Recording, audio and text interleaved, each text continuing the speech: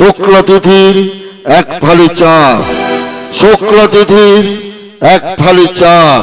গঙ্গায় আমার মা। বিজ্ঞাপন বিজ্ঞাপন, নারীর যৌবন শুধু আজ বিজ্ঞাপন। টিভি খুলে দেখ, কোন সিরিয়াল মন দিয়ে দেখতে পাবি না। মেয়েদের পায়ের নখ থেকে মাথার চুল পর্যন্ত কিভাবে সুন্দর রাখা যায় সেই সব পারফিউম, ক্রিম, সাবান, শ্যাম্পুর বিজ্ঞাপন।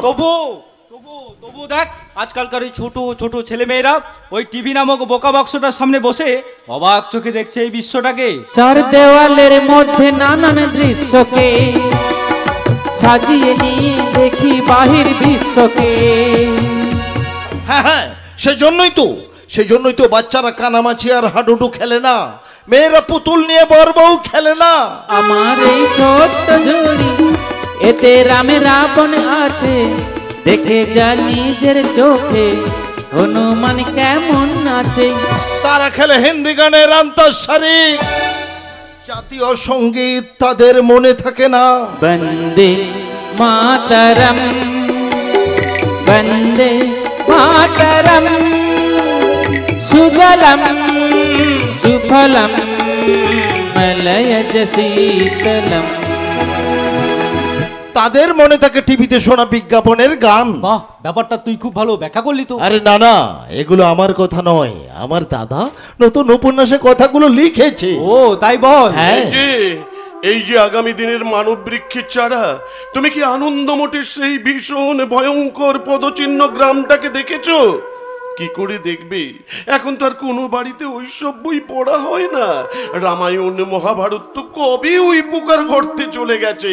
এখন বাবা মা, ছেলে, ছেলের বউ, স্কুল কলেজে পড়া নাতি নাতনিদের হাতে দেখতে পাওয়া যায় অশ্লীল পত্রিকা। তোমরা জেনে রাখো, দাঁত পড়া, চুল পাকা, কাশতে কাশতে প্রায় দম বন্ধ হয়ে যাওয়া বাড়ির কর্তারাতে এখনো দেখতে পাওয়া যায় মহিলা পত্রিকার বিশেষ সংখ্যা। আর সেই জন্যই তো আমার লেখা আর চলে না। কোন প্রকাশক আমার বই চাপাতে চায় না। তবু আপনি লিখে যান দাদা, আমরা আপনার পাশে আছি। কে? স্বপন? হ্যাঁ দাদা, ও লেখা নিয়ে আমার সঙ্গে আলোচনা করতে এসেছিল। ইস, তোরা দুজনে এতক্ষণ এখানে আছিস অথচ আমি বুঝতেই পারিনি। যা তোরা একটু ভেতরে যা, আমাকে একটু একা থাকতে দে। বেশ, তুমি একা থেকে ভালো করে লেখো দাদা, আমি বরং তোমার জন্য বৌদিকে দিয়ে চা করে পাঠাচ্ছি। কেমন? আবার গঙ্গা আসবে, আবার আমার যন্ত্রণা বাড়বে। কিন্তু গঙ্গার তো কোনো দোষ নেই, সব দোষ তো আমার। আমি কি করতে চেয়েছিলাম আর কি হয়ে গেল। কিন্তু গঙ্গার হাত থেকে আমি নিষ্কৃতি পাবো কি করে? ওর অনেক টাকা বাকি পড়ে আছে। তাছাড়া গঙ্গাকে নিয়ে আমার লজ্জার শেষ নেই। এদিকে মা আবার অসুস্থ হয়ে পড়ে আমাকে চরম বিপদের মধ্যে ফেলে দিয়েছে। এখন আমি কি করি? আমার যন্ত্রণার কথা আমি কাকে জানাই? কেন গো, তোমার যন্ত্রণার কথা কি আমাকে জানানো যায় না? কি হলো, সরে গেলে কেন? তুমি কি অসুস্থ? না মানে এই মনে মনে কি ভাবছো বলো তো তুমি? না, তুমি নয়, আপনি বলো।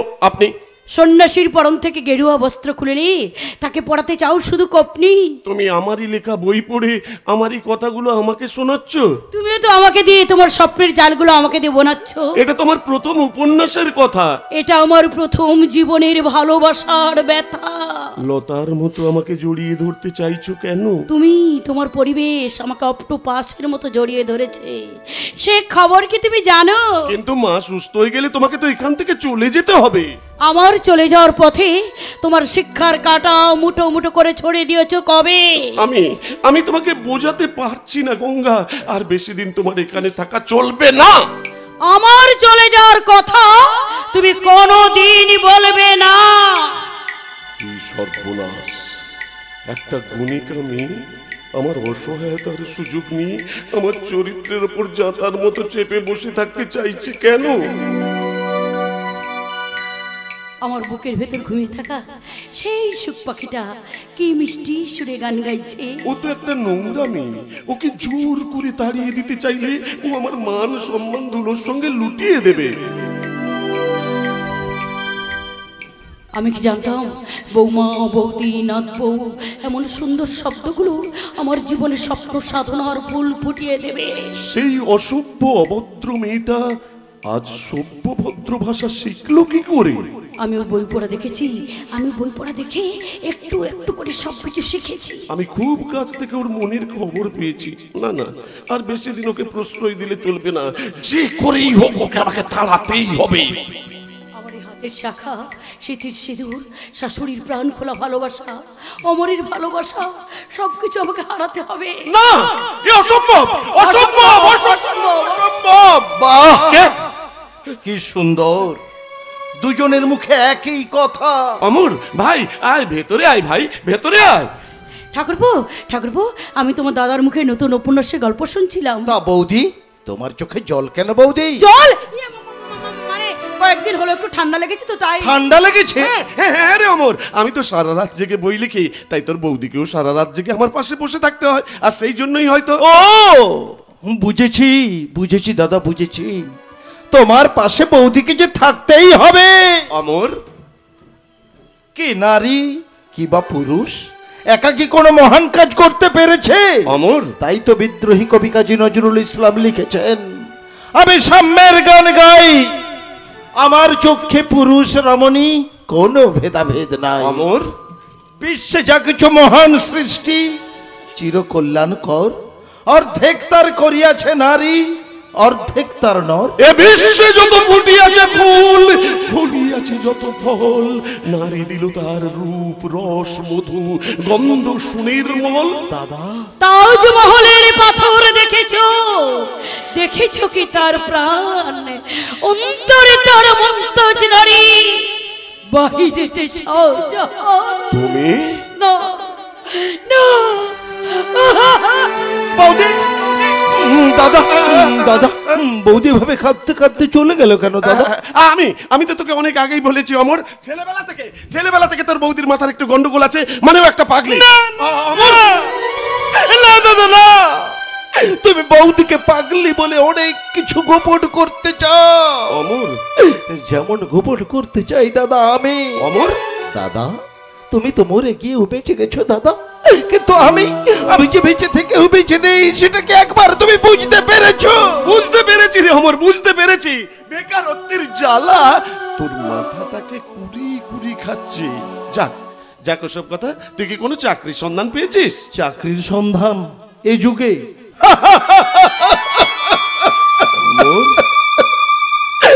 দাদা, আমাদের মতো শিক্ষিত গরিব বেকার যুবকদের চাকরির আশা আকাশ কুসুম কল্পনা।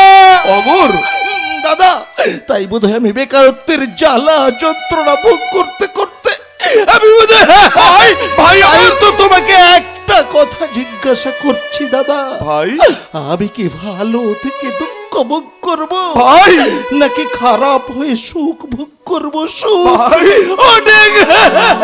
ভাই, অমর, অমর, আমার ভাইটা কি শেষ পর্যন্ত পাগল হয়ে যাবে? বেকারত্বের জ্বালা আমার ভাইটাকে, আমার ভাইয়ের শিক্ষিত হৃদয়টাকে ফালা ফালা করে দিয়েছে। অথচ সান্ত্বনার প্রলেপ দেবার ভাষা আমার জানা নেই।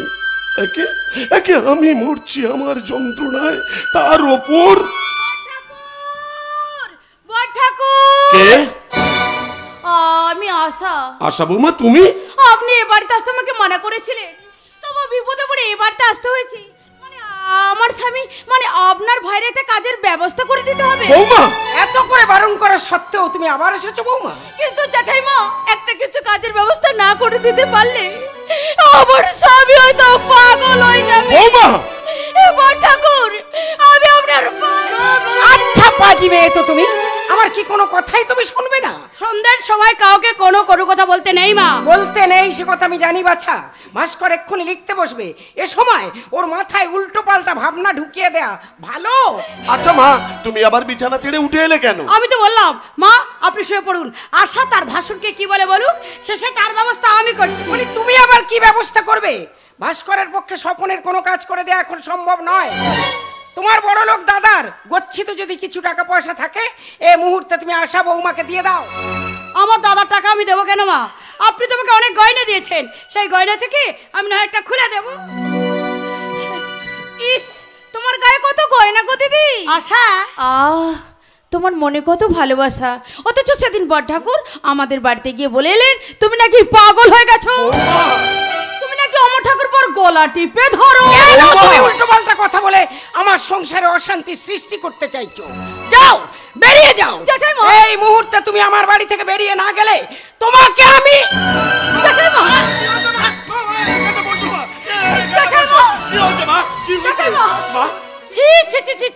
একজন লেখক মানুষ হয়ে চলছেন তো মিছে কথা বলে, এ কথা বাবা আমি কোথাও শুনিনি। এই জন্য আপনার লেখা বই এই বাজারেই চলে না। ভাস্কর, আশা বৌমা যে কথাগুলো বলে গেল এগুলো কি সত্যি? সত্যি তোর বই বাজারে চলছে না? কে কে বললো চলছে না? ওই আশা বৌমার কথা তুমি বাদ দাও তো। এই সঙ্গীতা, মাকে একটু তুমি বোঝাও না। বলো বলো, বোঝাও। আপনার ছেলের বই না চললে আপনার ছেলে লিখতে বসবে কেন? এই আজ কিন্তু তুমি তাড়াতাড়ি লিখতে বসবে, আমি মাকে নিয়ে ঘরে ভেতরে যাচ্ছি। চলুন মা, চলুন ঘরে ভেতরে চলুন। ভেতরে গিয়ে আমি আপনার বুকে হাত বুলিয়ে দেব। মাগো, তুই যার পুত্রবধূ, তার ব্যথা কি বেশিক্ষণ থাকে? থাকে না মা। চল মা, চল, তুই আমার বুকে হাত বুলিয়ে দিবি। চল, আমার সব ব্যথা দূর হয়ে যাবে। চলুন মা, চলুন ভেতরে চলুন। গঙ্গা, গঙ্গা, গঙ্গা, তুমি রাতের সে নীরবতা দেখেছো কি? শুনেছো কি রাত্রির কান্না? বাতাসে বাতাসে বাজে, তুমি দেখেছো কি?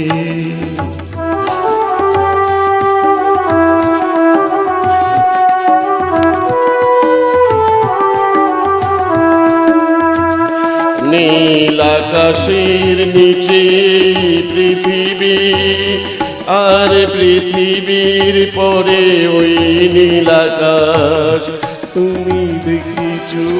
যন্ত্রণা, যন্ত্রণা, অসহ্য যন্ত্রণা, চারিদিকে বিপদের মহোৎসব, এক রাস যন্ত্রণার ত্রাই ত্রাই কলরব, একটা ভয়ঙ্কর রকমের দুশ্চিন্তা আমি আমার মস্তিষ্কের মধ্যে অনুভব করছি। ওই গণিকা মেয়েটা, ওই গণিকা মেয়েটা আমার মায়ের ভালোবাসার মণিঘরে স্পর্শ মণি হয়ে বসে আছে। আমি নিরুপায়, মুক্তির কোনো উপায় খুঁজে পাচ্ছি না, মুক্তির কোনো উপায় খুঁজে পাচ্ছি না।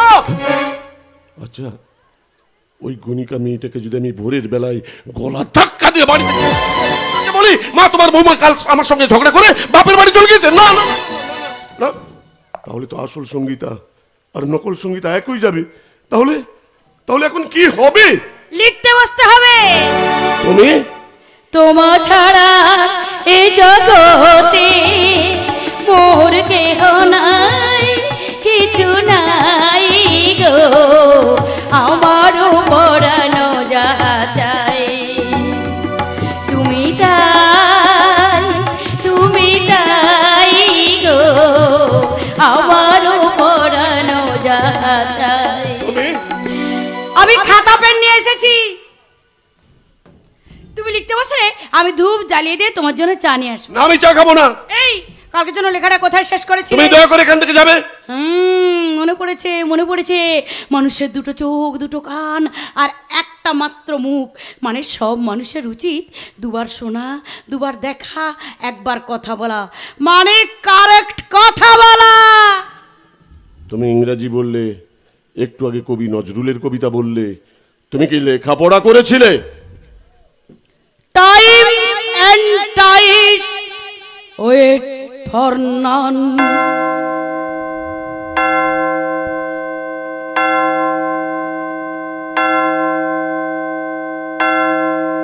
Time and tide wait for none. সময় আর স্রোত কারোর জন্য থমকে দাঁড়ায় না। ঠিক আছে, ঠিক আছে, আমি লিখতেই বসছি। মানুষ সত্য কথা বলার ভয়ে কথা না বলে একটু একটু করে বোবা হয়ে যাচ্ছে, মানে মানসিক বোবা, তাই প্রতিবাদ ও বোবা। তাই তো তারাশঙ্কর বন্দ্যোপাধ্যায় লেখা চণ্ডী মণ্ডপে আজ পঞ্চায়েতের কোদল, মানিক বন্দ্যোপাধ্যায়ের পদ্মা নদীর মাঝের মুখে আজ মিথ্যে রাজনীতির স্লোগান।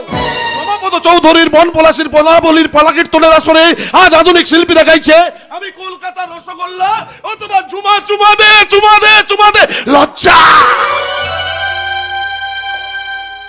এ আমার ভারতবর্ষের স্বাধীনতার লজ্জা। সত্য সেলুকাস, কি বিচিত্র তোমার দেশ। কিন্তু কিন্তু আমি পারছি না কেন, আমি লিখতে পারছি না কেন? ঈশ্বর, আমার চিৎকার করে বলতে ইচ্ছে করছে। আগুনের পরশমণি ছোঁয়াও প্রাণে, এ জীবন পূর্ণ করো, এ জীবন পূর্ণ করো, এ জীবন পূর্ণ করো, এ জীবন পূর্ণ করো দহনদানে। আগুনের পরশমণি ছোঁয়াও প্রাণে।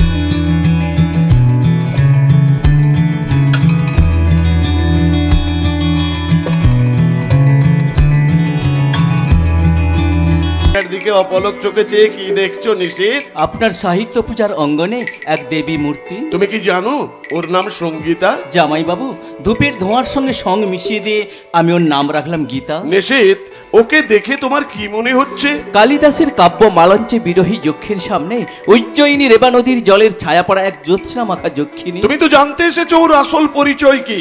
এসেছিলাম, কিন্তু এই মুহূর্তে দেখে মনে হচ্ছে এই পূজারিনীর কাছে আমি এক বিন্দু স্নেহ কিনতে। তুমি তো জানতে এসেছো ওর সঙ্গে আমার সম্পর্কটা কি? জানতে পেরেছি জামাই বাবু, আপনি অসহায়, একাকী। তাহলে বলো দেখি, এই সময় আমি কতখানি প্রয়োজনীয়? তুমি শুনতে চাও আমার মুখ থেকে একটা ভয়ঙ্কর উত্তর? তাহলে শোনো, তুমি কতখানি প্রয়োজনীয় সেটা জামাইবাবু জানেন, কিন্তু আমি জানি তুমি আমার পূজনীয়। আর এগিয়েও না। কেন? কারণ ওর আমার মাঝখানে এখনো কোনো জনপদের সৃষ্টি হয়নি বলে। মাঝখানে জল থই থই শতশ্রেণী নদী। আমি সেই অপার নদী সাঁতরে পেরিয়ে গিয়ে তোমাকে একটা প্রণাম করবো দিদি। দিদি,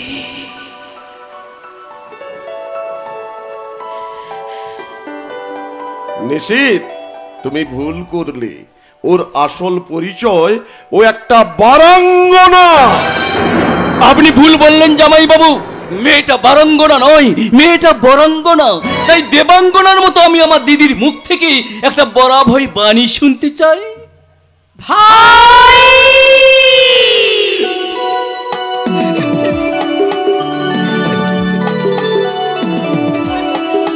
পাইনি পাইনি এমন সিংহ সম্ভাষণ।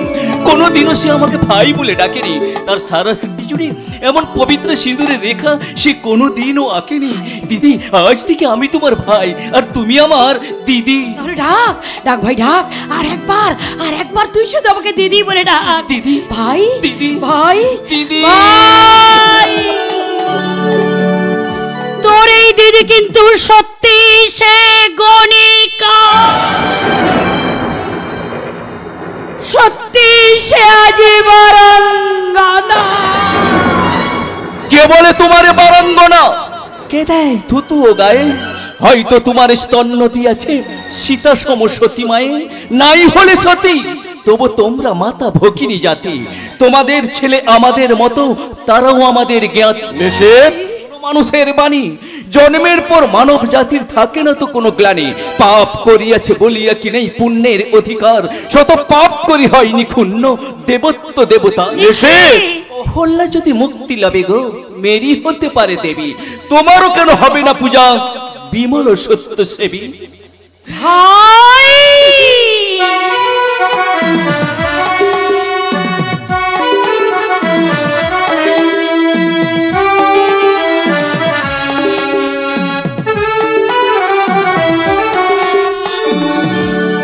হায় চিল সোনালি ডানার চিল, এই ভিজে মেঘের দুপুরেতে তুমি আর কেঁদো না কো, উড়ে উড়ে যাও ধানসিঁড়ি নদীটির পাশে। সাগর, এটা তো জীবনানন্দ দাশের কবিতা। তোমার কান্নার সুরে বেতের ফলের মতো তার ম্লান চোখ মনে আসে, পৃথিবীর রাঙা রাজকন্যাদের মতো। সে চলে গেছে রূপ নিয়ে দূরে, আবার তারে কেন ডেকে আনো? কে হায় হৃদয় খুঁজে বেদনা জাগাতে ভালোবাসো। এই কবিতাটা সেই রাস্কেল ভাস্কর আমাকে শুনিয়েছিল ফুলসজ্জার রাতে। তখন তার হাত ছিল আমার হাতে, হৃদয় ছিল হৃদয়ের কাছাকাছি। সঙ্গীতা, দূর দূর কি সব যাতা ভাবছি বলো তো? এত দূর এগিয়ে এসে কেন আমি অতীতের কথা মনে করছি? তোমার মুড ঠিক করার জন্য আমি কি একটা কবিতা বলবো?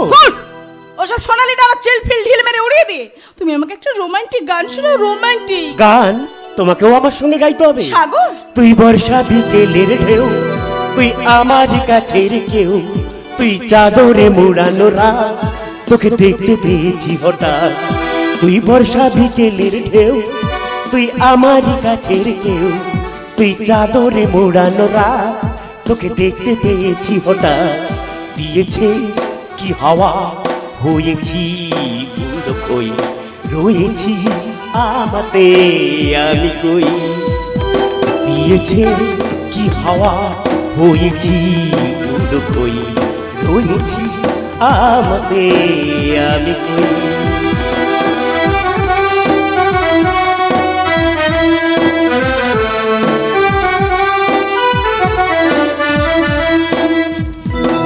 তুই বর্ষা সকালের রেশ, তুই আমার ঘুমের দেশ, তুই চাদর মোড়ানো রাত, তোকে চিনতে পেরেছি হঠাৎ। তুই বর্ষা সকালের রেশ, তুই আমার ঘুমের দেশ, তুই চাদর মোড়ানো রাত, তোকে চিনতে পেরেছি হঠাৎ। দিয়েছে কি হাওয়া, হয়েছি উড়ো খই, রয়েছি আমাতে আমি কই। দিয়েছে কি হাওয়া, হয়েছি উড়ো খই, রয়েছি আমাতে আমি কই। দিয়েছে কি হাওয়া, হয়েছি উড়ো খই, রয়েছি আমাতে আমি কই। লাভলি লাভলি সঙ্গীতের লাভ। প্লিজ, ভালো লাগছে না। বাড়ি চলো, মদ খেতে হবে। মদ খেলেছি তুমি মাতাল হয়ে যাবে। হ্যাঁ হ্যাঁ, মাতালে আমি হবো। ওই ননসেন্স ভাস্করটা এই সঙ্গীতের জীবনের সুর, তাল, লয় সব কেটে দিয়েছে। ওই ননসেন্স ভাস্করটা আবার সেই ভাস্কর ভাস্কর ভাস্কর দাগ কেটে বসে আছে। এই মনে সে যে দাগ কেটে বসে আছে, মুছতে তো সময় লাগবে। আরে কি হলো, কথা বলো। এখানে নয়, বারে চলো, বারে।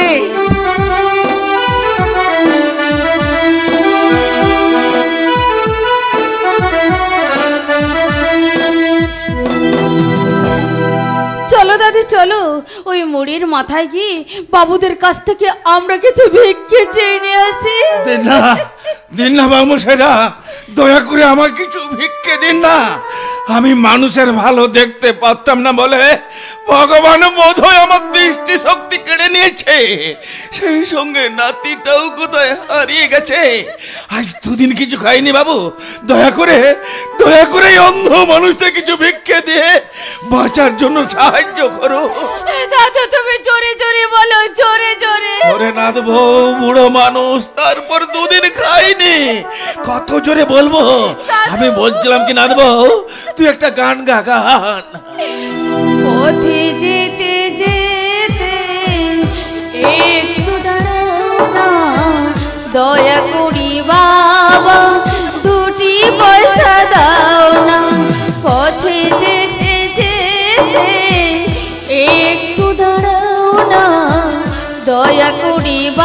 বাবা দুটি পয়সা দাও না পথে যেতে যেতে একটু দাঁড়াও না দয়া করে বাবা দুটি পয়সা দাও না যেতে যেতে পথে যেতে যেতে একটু দাঁড়াও না দয়া করি বাবা দুটি পয়সা দাও না বৌমশাইরা আমরা দুদিন কিছু খেতে পাইনি দয়া করে আমাদেরকে কিছু ভিক্ষে দিন না বৌমশাইরা দয়া করে আমাদেরকে কিছু ভিক্ষে দিন না আমরা দুদিন কিছু খেতে পাইনি দয়া করে আমাদেরকে কিছু ভিক্ষে দিন না অমাবস্যা হলো পূর্ণিমাতে আধার ছড়ালো দুটি চোখেতে কোনোদিন পৃথিবীর আলো দেখিনি কতদিন পেট ভরে খেতে পাইনি যেতে যেতে পথে যেতে যেতে একটু দাঁড়াও না দয়া করি বাবা দুটি পয়সা দাও না পথে যেতে যেতে একটু দাঁড়াও না দয়া করি বাবা দুটি পয়সা দাও না বৌমশাইরা আমরা দুদিন কিছু খেতে পারি দয়া করে আমাদেরকে কিছু ভিক্ষে দিন না দয়া করে আমাদেরকে একটু সাহায্য করুন না তুমি কি সাহায্য চাইছো গো বাবু বলো। আমাকে একটা চাকরি দেবেন বাবু চাকরি? হ্যাঁ বাবু যে কোনো একটা চাকরি আচ্ছা। আমি আমার দাদা শ্বশুরকে ডাক্তার দেখাতে পারছি না আর আমার সংসারটাকে বাঁচাতে পারছি না দয়া করে আমাকে একটা চাকরি হ্যাঁ ঠিক আছে ঠিক আছে। আরে বাবা আমি তোমাকে যে চাকরি দেবো সে চাকরি তুমি অনায়াসেই করতে পারবে। তা চাকরিটা কিসের বাবু? কন্যার চাকরি। কন্যার চাকরি না না না তুমি ঠিক ওইভাবে ভ্যা ভ্যা করে কান্নাকাটি করবে আর আমরা তোমার সেই কান্না রেকর্ড করব। আপনারা সবাই একটা কথা মনে রাখবেন, আজকাল গৃহস্থ বাড়িতে যদি কেউ মারা যায় না কেউ আর কান্নাকাটি করে না, তারা ক্যাসেট শোনে। নাও আমার ঠিকানাটা রাখো, এই ঠিকানা অনুযায়ী যোগাযোগ করবে কেমন? ঠিক আছে বাবু ঠিক Bye. আছে ঠিক আছে। দাদু ওঠো দাদু ওঠো, আজ আমাদের রওনা হতে হবে, চলো দাদু চলো। তাই চল না বউ, তাই চল। আমরা এখান থেকে গান গাইতে গাইতে যাই, চল। পথে যেতে যেতে একটু দাঁড়াও না দয়া করি বাবা দুটি পয়সা দাও না। পথে যেতে যেতে একটু দাঁড়াও না দয়া করি বাবা দুটি পয়সা দাও। একটু দাঁড়াও না দয়া করি বাবা দুটি পয়সা দাও না।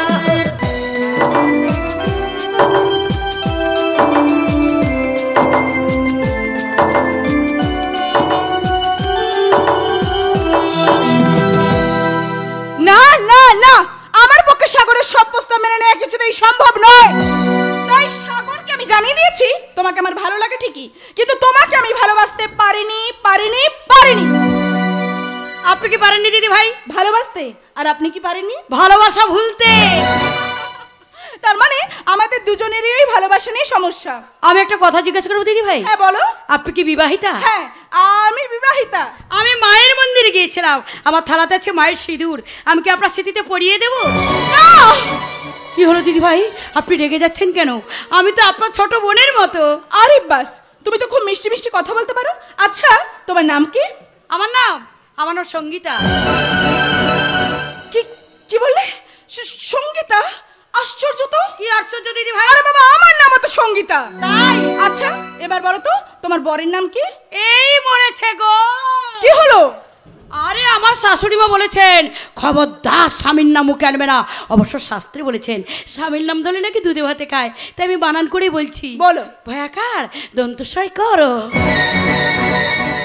ভাস্কর। আরে বাবা, এটা আরো এক আশ্চর্যের। কি আশ্চর্য দিদি ভাই? আমার স্বামীরও নাম ভাস্কর।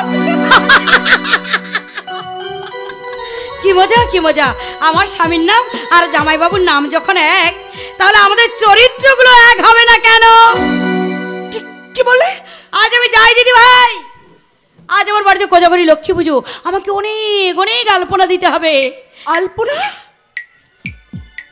হ্যাঁ, এমনই আলপনা দেওয়ার স্বপ্ন তো আমার জীবনে ছিল। আমারও শাশুড়ি ছিল। সেই অসুস্থ শাশুড়িকে দেখতে যাওয়ার ঘটনাকে কেন্দ্র করে আমার সমস্ত স্বপ্নগুলো ভেঙে চুরমার হয়ে গেল। চুরমার। কি হলো দিদি ভাই, আপনি কাঁদছেন? না না, মানে কাঁদবো কেন? কাঁদবো কোন দুঃখে? তুমি জানো আমাদের বাড়িতে সুখ ছাড়া কোথাও দুঃখ নেই। শোনো না, শোনো, এবার যখন তোমার আমার সাথে দেখা হবে তোমাকে কিন্তু আমাদের বাড়ি যেতে হবে।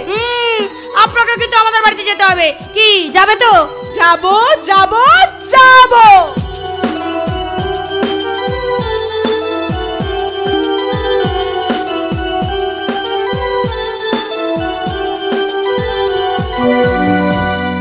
সাবধানে যাবে ঠাকুরজি, ভগবান তোমার মঙ্গল করবে। ভগবান তোমার মঙ্গল করবেন। তার সঙ্গে তাকে হাত নেড়ে শুভেচ্ছা জানাচ্ছ কেন? অনেকদিন পর ঠাকুরজি সুমতি হয়েছে বলে। পার্বতী, তুমি কি করে খবর রাখো? কি? ঠাকুরজি আজ বাড়ি গিয়ে মদ খাইনি। বাড়ি খায়নি কিন্তু ঘরে খাবে।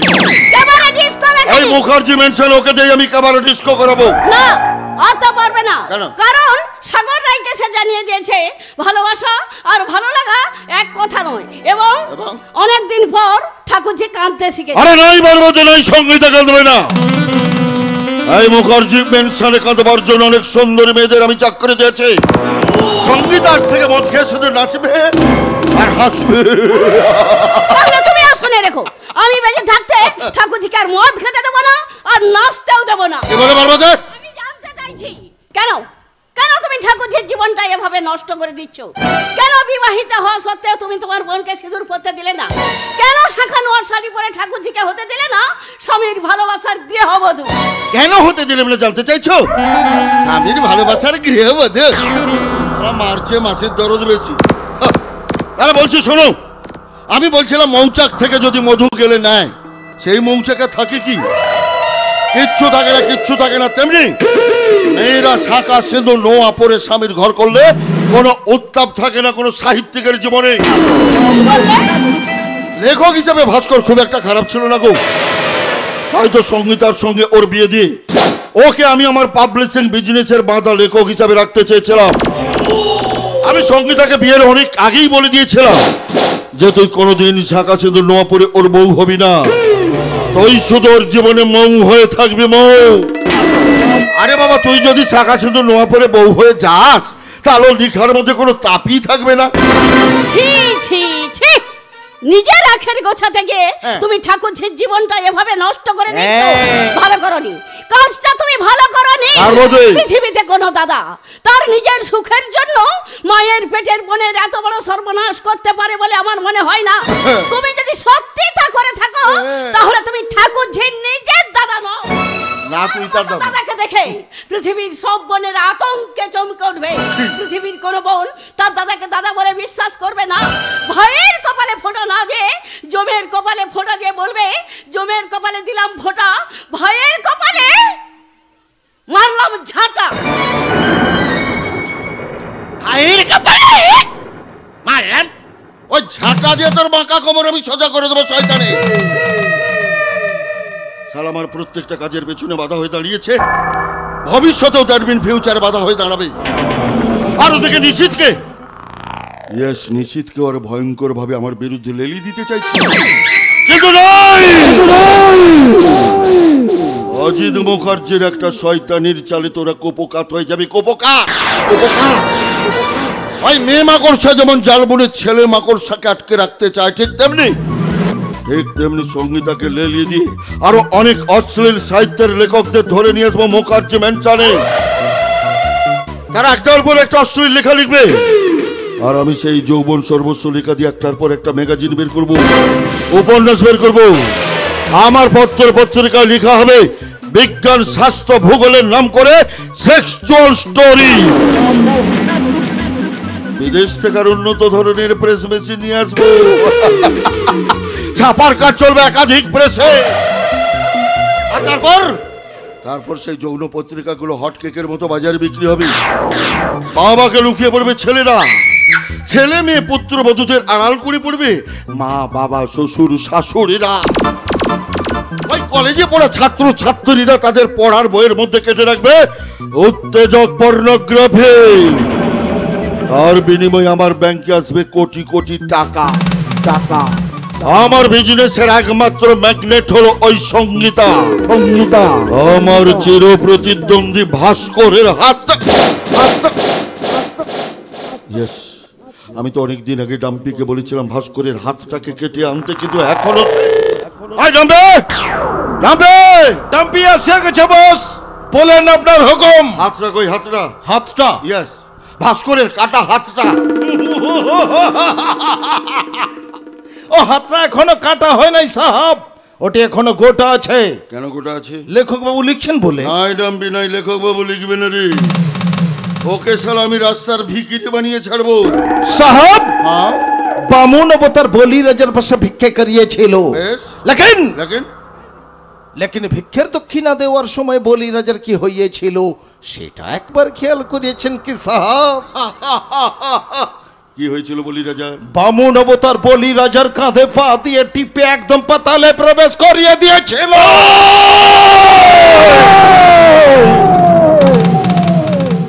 তোর এত বড় সাহস যে তুই আমার কথার অবাধ্য হয়েছিস? আমি আর কোনোদিন আপনার কথা মানবে না সাহাব। লাথি মেরে তোর মুখ আমি ভেঙে দেবো।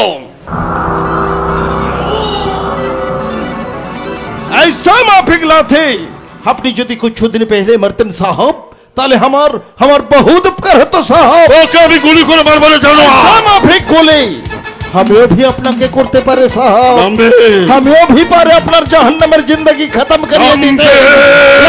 लेकिन हुकाम हमें करबे ना साहब। अपनी जानवर बोले ने मुखारम बोले, हमें अपना साथ ने मुखारम करबे ना।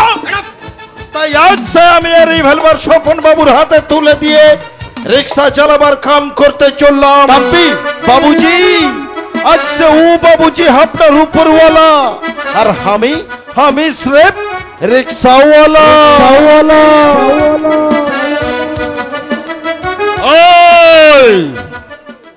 ডাম্পি যে কাজ করতো সে কাজ তুমি করতে পারবে? পারবো স্যার, পারবো। একটা মানুষ খুন করতে পারবে? মানুষ খুন পারবো স্যার। একটা সুন্দরী মেয়ে যাকে আমার ভীষণ প্রয়োজন, তাকে বশ করে আমার বাগান বাড়িতে নিয়ে আসতে পারবে? পারবো স্যার, কারণ আমি যে আপনার শিক্ষিত চাকর, তাই এ সমস্ত কাজ আমার কাছে জল ভাত। ওই একটা হাত কেটে এনে দিতে পারবে? হাত পারবো স্যার, কারণ আমার জীবনে যে এখন গভীর রাত। আরে ভাই, হাতি কা দাঁতার আদমি কা বা। ইয়েস, তুমি এখন ভেতরে যাও ভাই, পরে হবে তোমার সঙ্গে আমার মোলাকাত। ঠিক আছে স্যার, আপনি যেমন বলবেন, যেভাবে বলবেন আমি আপনার সমস্ত কাজ করতে পারবো, কারণ এই যুগের শিক্ষা আমার ওপর করেছে বজ্রাঘাত। তাই তো আমি শিক্ষার ওপর, সত্যের ওপর করবো শুধু আঘাত, আঘাত আর আঘাত। আরে আমি অজিত মুখার্জি, আমার টাকায় নাচবে নারী, এটাই হবে আমার মর্জি। সাগর, ওই মিস্টার সাগর রায়। বলুন স্যার। প্রশান্ত মহাসাগরের ঢেউ কমে গেছে সাগর। আজ থেকে তোমাকে আটলান্টিক মহাসাগর হতে হবে। আজ থেকে তোমাকে অন্য পথে চলতে হবে, আই মিন 90 ডিগ্রি অ্যাঙ্গেলে। বলেন তো আজ থেকে হয়ে যেতে পারে আটলান্টিক সাগরের 12 মুটা ট্যাঙ্গেল। এই ভাই, তুমি শুনেছ সঙ্গীতা তোমার সঙ্গে বেড়ে গিয়ে মদ খায়নি? হ্যাঁ, কাল গেছে তার ভালোবাসা রবিবার। কেবারে দেখানি কেবারে? না, হঠাৎ তার অরিচু হয়েছে এইসব ব্যাপার। আরে ভাই, তুমি শুনেছ সঙ্গীতা আজকাল কান্নাকাটি করছে? হ্যাঁ, মনে হচ্ছে নতুন জীবন বিনার সুর বেঁধে।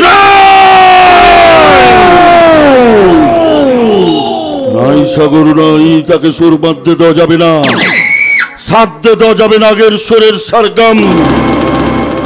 সাগর ভাই, আমি বলছিলাম আমার সামনে সঙ্গীতাকে জোর করে ধরে মদ খাবে। মদ খাবে না? খাবে না স্যার। কেন? শুনেছি পার্কে এক সঙ্গীতা নামে মহিলার সঙ্গে দেখা হয়েছে। তা আরে তাতে কি হয়েছে? মেয়েলি জীবনের মৌতাতে মৌতাতে মিলে গেছে স্যার। তাই সে একটু কথা বলেনি আমার আরে বলবে রে ভাই, বলবে। ও কথা বলে না, ওর বাপ কথা বলবে। আমি বলছিলাম কি সাগর, ওই ভাস্করের সঙ্গে ডিভোর্স শুট করে আমি তোমার সঙ্গে সঙ্গীতার বিয়ে দেব। তাহলে কাজ করো মিস্টার প্রকাশক, বল, বল। ওই সাগর বাবুর সঙ্গে সঙ্গীতের বিয়ে দেওয়ার আগেই তুমি নিজেই একটা বিয়ে করে ফেলো। আরে ভাই, অল্প বয়সে দারুণ বুদ্ধি হয়েছে রে, একদম খাঁটি কথা বলেছিস। বিয়ে তো আমাকে একটা করতেই হবে, আর তা না হলে কান্নার চাকরি দিয়ে ছল করে একটা মেয়েকে তোমার ঘরের পাশের ঘরে আটকে রেখেছো কেন? কে রে? বেশ করে চাটকে রেখেছিস শয়তানি, তাতে তোর বাপের কি? সেটা আধুনিক সাহিত্যের প্রয়োজনে। বি কেয়ারফুল সাগর রায়, তোমার অনেক অপরাধ আমরা সহ্য করেছি, কিন্তু আর করব না। এই এই নিশি, আমি যে তোমার দিদির হবু বর। চাপ! একটু চড় মেরে তোমার মুখ আমি ভেঙে দেবো জানোয়ার। এই সঙ্গীত, আসতে পারবি রে ভাই। দাদা, আজ ভাই ফোঁটা, নারী জীবনের সর্বশ্রেষ্ঠ স্নেহের দিন। তাই আজকের দিনে আমি আমার দুই ভাইকে একসঙ্গে ফোঁটা দেবো। ভালো কথা। তাই আজকের এই পবিত্র দিনে এই জানোয়ারটাকে বাড়ি থেকে বের করে দাও, না হলে অনেকদিন আগে তুমি যেমন ভাস্করটাকে জুতো মেরেছিলে, আজ আমি এই সাগর রায়ের গলা ধাক্কা দিয়ে এই বাড়ি থেকে বের করে দেবো। এই এই সাগর, বলুন স্যার। ওই মদের বোতল এনেছো? হ্যাঁ স্যার, বাহ, বাহ, বাহ, বাহ। সঙ্গীতাকে জোর করে জোরে মদ খাও। ঠিক আছে স্যার। এই চলে এসো, চলে এসো।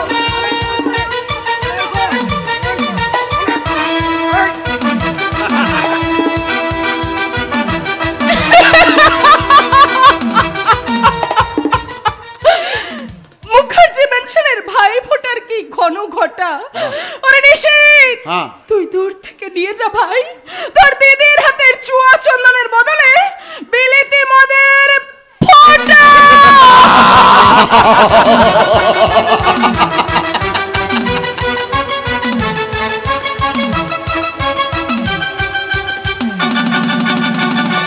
আজ ভাই ফোঁটা, আজকের দিনে বোনেরা ভাইদের পথ চেয়ে বসে থাকে, কিন্তু কিন্তু আমার তো কোনো বোন নেই। তাই ভাই ফোঁটা নেওয়ার কি আনন্দ, কি অনুভূতি তা আমি কোনোদিন বুঝতে পারিনি। তাই প্রতি বছর এই দিনটায় আমার মন খারাপ করতো, তাই আমি একা একা গিয়ে খেলার মাঠে প্র্যাকটিস করতাম। কিন্তু কাল হঠাৎ মা আমাকে বলল, এই আমর, তুই কোথাও যাবি না।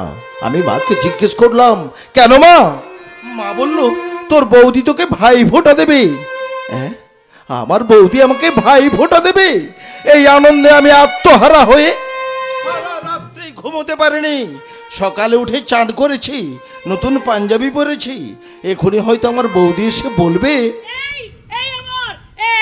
এই যে ভাই, আমি এখানে আসন পেতে দিলাম, তুমি চুপচাপ লক্ষ্মী ছেলের মতো বসে পড়ো তো। ঠিক আছে বাবা, ঠিক আছে। আরে ওদিকে নয় ভাই, এদিকে। মানে জানো তো বৌদি, জীবনে প্রথম তো, নাও কি করবে করো। হ্যাঁ, কি করবে কারে।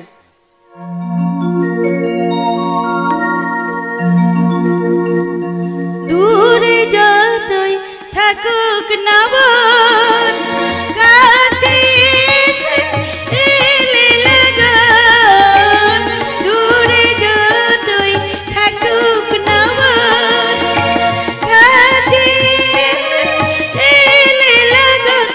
এই একটি দিনে বোনের ঘাতে, এই একটি দিনে বোনের ঘাতে, যুগে যুগে উমরে যে ভাই, ভাইয়ের কপালে দিলাম ফোঁটা, আর কিছু না চাই।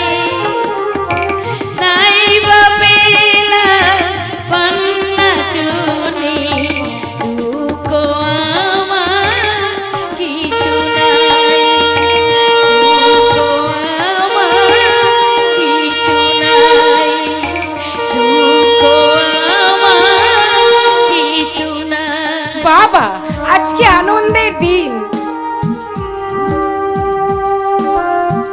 থাক বাবা, দীর্ঘজীবী হও। বৌমা, খাবারের থালাটা নাও তো। হ্যাঁ, দিন মা দিন। ঠাকুরপো, ঠাকুরপো, এই খাবারটা তুমি খেয়ে নাও। ওরে বাবা, ভাই ফোঁটা এত মিষ্টি। হয়েছে হয়েছে, এবার খেতে শুরু কর, না হলে মাছি বসে যাবে। মা, ও মা, আপনি আপনার ছেলেকে বলুন আমার জন্য জামা প্যান্টের পিসটা আমাকে দিয়ে দিতে। এই রে, একদম ভুলেই গেছি। ঠিক আছে, কাল সকালে এনে দেবো। কি হলো মা? আপনি না কথায় কথায় বলেন আপনার ছেলের কোনো ভুল হয় না, কি ভুল হলো তো? মা গো, মায়ের কাছে ছেলে যেমন কোনোদিন বড় হয় না, তেমনি ছেলের ভুলও মায়ের কাছে কোনোদিন ধরা পড়ে না। এ কথা তুমি এখন বুঝতে পারবে না মা, যেদিন তুমি আমার মতো সন্তানের মা হবে সেদিন সব বুঝতে পারবে। কি সব উল্টোপাল্টা কথা বলছো মা? উল্টো পাল্টা নয় দাদা, একদম উল্টো পাল্টা নয়। মা তো প্রায় সবাইকে ডেকে ডেকে বলে আমার বয়সী সব মেয়েরাই নাতি নাতনির ঠাকুমা হয়ে গেলেন, অথচ এখনো পর্যন্ত আমার মা নাতি নাতনির মুখ দেখতে পেল না। কি মা, তোমার বলা কথাটা বলে দিয়ে আমি ঠিক করলাম না? মা আমি একটা কাজে যাচ্ছি। হ্যাঁ, তোমার তো এখন অনেক কাজ, বৌমারও কাজের শেষ নেই। কিন্তু এই বয়সে আমার কাজটা কি? একটা নাতি কিংবা নাতনি যদি থাকতো, তাকে নিয়ে আমি তো ভুলে থাকতে পারতাম। কি হলো সঙ্গীতা, মাকে সান্ত্বনা দাও।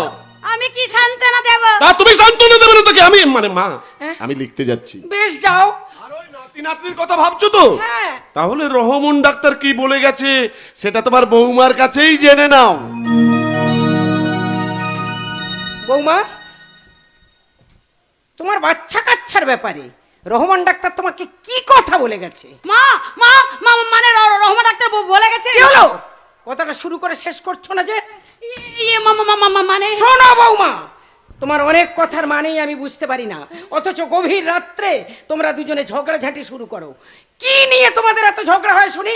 ওই যে লেখা নিয়ে। লেখে তো ভাস্কর, তোমার ঝগড়া করার কারণটা কি? ওই যে লেখা নিয়ে নানা তর্ক বিতর্ক। আমি বেশ বুঝতে পারছি, এই জন্যই তোমার কোলে কোনো সন্তানাদি আসছে না। মা আমি এখন যাই। তা তো যাবেই, শাশুড়ির কাছ থেকে এখন তো পালাবেই। বলি যে সময়ের যা তা না করলে সংসার করার মানেটা কি? বলো, রহমান ডাক্তার তোমাকে কি কথা বলে গেছে? তোমার বাচ্চা কাচ্চা হবে না হবে না? হবে মা, হবে মা। কবে হবে? আমি মরে গেলে? না না মা না, একথা আপনি বলবেন না, একথা আপনি বলবেন না। রহমান ডাক্তার বলে গেছে হবে, তবে দেরিতে হবে। তবু ভালো, দেরিতে হলেও হবে। শোনো বাছা, আমি তোমার বাচ্চা কাচ্চার কথা না হয় বাদই দিয়ে দিলাম। আজকের এই ভাই ফোঁটার শুভ দিনে তোমার দুটো ভাই থাকতে একটা ভাইও তো এলো না তোমার কাছে ফোঁটা নিতে।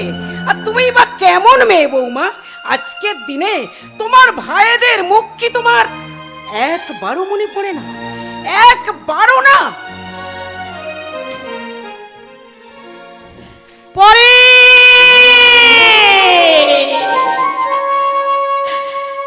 পড়ে মা পড়ে, আমার সেই ছোট্ট ভাইটার কথা তো মনে পড়ে।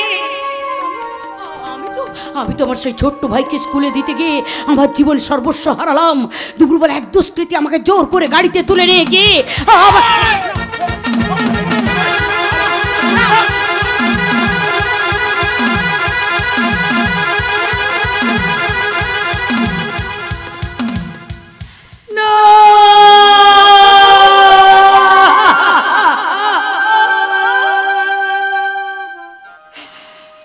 একে ধর্ষণ করলো আমাকে, তারপর আমাকে জোর করে গাড়িতে তুলে নিয়ে গিয়ে বিক্রি করে দিলে গণিকালয়ে মাসির কাছে। 1 বছরে আমি আমার ভালোবাসাকে হারালাম আমার সেই ছোট্ট ভাইটাকে। তাই তো ভাইফোঁটার দিন এলে মনটা আমার বড় কাঁদে। তাই আমি চন্দনের বাটি নিয়ে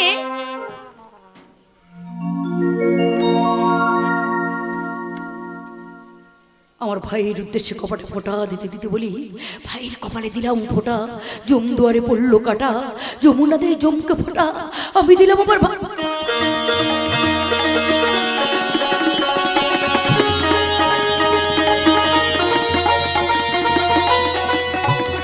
দিদি। নিশীথ, তুই তাহলে আমার হাত থেকে সত্যি সত্যি ভাই ফোঁটা নিলি? তুই দিলি বলেই তো আমি নিলাম রে দিদি। তাহলে দাঁড়া দাঁড়া ভাই দাঁড়া, কিছুক্ষণের জন্য আমি কি পেলাম এবারই সবাইকে ডেকে আমি দেখাই। মা, ঠাকুরপো, তোমরা সবাই ছুটে এসো, আমার ভাই এসেছে। ভাই আমার হাত থেকে সে ভাই ফোঁটা নিয়েছে। তোমাদের 2 ভাই বোনকে একসঙ্গে দেখে আমার যে কি আনন্দ হচ্ছে আমি তা ভাষায় প্রকাশ করতে পারবো না। এই নিশীথ আমার শাশুড়ি মা, প্রণাম কর। দিদি, উনি যখন তোর মা তখন আমারও মা। এসো বাবা এসো, দীর্ঘজীবী হও। কি হলো বাবা, আমার মুখের দিকে তাকিয়ে অমন করে কি দেখছো? আপনার মধ্যে আমি যে আমার মাকে খুঁজে পাচ্ছি। নিশি। আমি যদি আপনাকে কোনো দিনও ছেড়ে না যাই মা, নিশি। তুই বিশ্বাস কর দিদি, আমার মা ঠিক এমনি করে শীতিতে সিঁদুর পরতো, পূজা পার্বণে পরতো লাল পার গরদের শাড়ি। মাকে আমি যতই দেখতাম আমার আশা মিটতো না। বৌমা, তোমরা তো একই মায়ের পেটের ভাই বোন, অথচ তোমার ভাই বলছে তুই বিশ্বাস কর দিদি। আমি তো তোমাদের কিছুই বুঝতে পারছি। আসল ব্যাপারটা তুমি এখনো বুঝতে পারলে না মা। আমি তো তোমাকে অনেক আগেই বলেছি যে আমার শ্বশুর বাড়ির সবাই একটু আধটু পাগল। তোমার বৌমা এখানে এসে সুস্থ হয়ে গেলে কি হবে, ওর ভাই কিন্তু পুরোপুরি সুস্থ হয়ে যায়নি। বৌমা, তোমার ভাইকে নিয়ে ঘরের ভেতরে এসো, আমি তোমাদের জন্য জল খাবারের ব্যবস্থা করতে যাচ্ছি। তাই যাও মা, তাই যাও। আর একটু হলেই ধরা পড়ে গিয়েছিলাম, ভাগ্যিস জামাইবাবু এসে ম্যানেজ করে দিলেন। কিন্তু এই জলজান্ত মিথ্যেটাকে আর কতদিন ম্যানেজ করে চালানো যাবে? হয়তো সারা জীবন। আমার দিদিকে আর কোনোদিনও আপনার কাছে ফিরতে দেবে না আমার দাদা। নিষেধ। আপনি জানেন আমার দাদা সাগর রায়কে দিয়ে জোর করে আমার দিদিকে মদ খাইয়ে দিয়েছে, আর আমার দিদি সেই মদের বোতলে আঙুল ডুবিয়ে ওই চুয়া চন্দনের বদলে আমাকে মদের ফোঁটা দিতে এসেছে। কেন কেন সেই কথা তুমি আমাকে বলছো? যে আমার জীবন থেকে হারিয়ে গেছে, আবার তাকে নতুন করে কুড়িয়ে আনতে চাইছো কেন? যাও যাও, বাড়ির ভেতরে গিয়ে খাওয়া দাওয়া করে বিশ্রাম করো, যাও। আমি হয়তো বিশ্রাম করব, কিন্তু আপনি কি জানেন কতখানি মানসিক বিশ্রাম থেকে বঞ্চিত তা আপনি বুঝতে পারছেন না জামাইবাবু, আপনিও বুঝতে পারছেন না। কি হলো সঙ্গীতা, তোমার মুখে কথা নেই কেন? আমি একটা কথা জিজ্ঞাসা করবো? বলো কি কথা? তুমি কি এখনো তোমার বউকে ভুলতে পারোনি? ভুলে গেছি, সত্যিই ভুলে গেছি। তার কোনো স্মৃতি আমার মনের মধ্যে নেই। তুমি সত্যি কথা বলছো? সত্যি সত্যি সত্যি। আর যদি বিশ্বাস না করো তাহলে তোমাকে আমি ছুঁয়ে বলছি। কতদিন পর আমার শরীরে লেগেছে পুরুষের ছোঁয়া। না না, আমি ভুল করে ছুঁয়ে ফেলেছি, এটা সত্যি নয়, সত্যি নয়। তুমি আমাকে ক্ষমা করে দাও, ক্ষমা করে দাও, ক্ষমা করে দাও। ভাই দ্বিতীয় দিন একটু একটু করে শেষ হতে চলেছে। চাঁদ নেমেছে পৃথিবীর বুকে, খাটের উপর শুয়ে আছে যন্ত্রণা কাতর মানুষটা। আমি ওকে জাগাবো না, আমি ওকে জাগাবো না। আমি চুপি চুপি গিয়ে ওর ঘরের দরজাটা বন্ধ করে দিয়ে আসছি।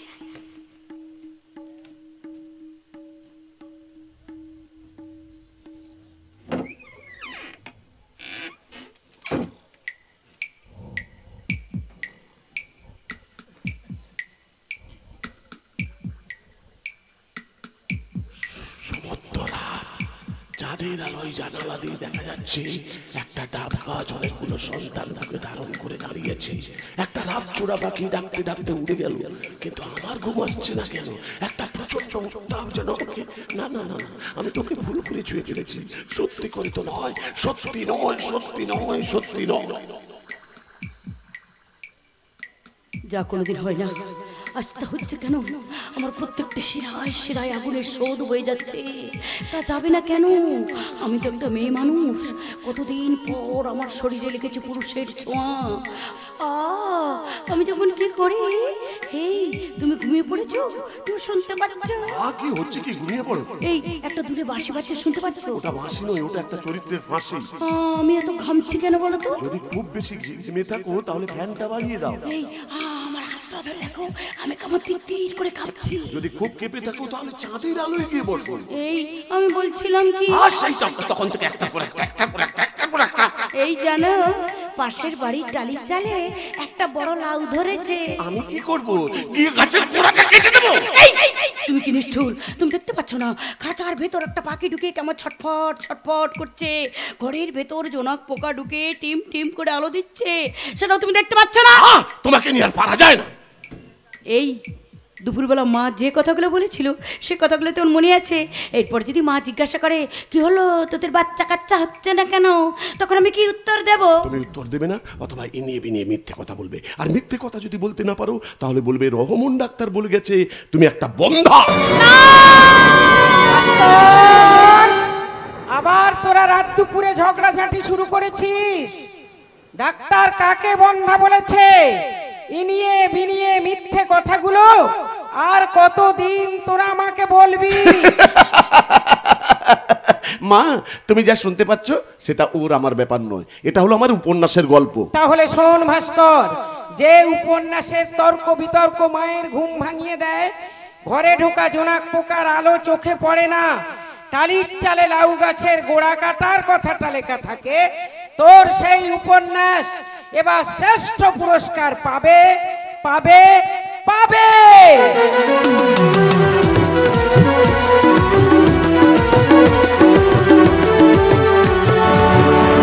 পুরস্কার পেয়েছে পুরস্কার, জামাইবাবুর নতুন লেখা উপন্যাস একাডেমি পুরস্কার পেয়েছে। এই খবরটা শুনে আনন্দে বুকটা আমার ভরে গেছে। না না, এই খবরটা আমি চিৎকার করে সবাইকে জানিয়ে দিয়ে আসি।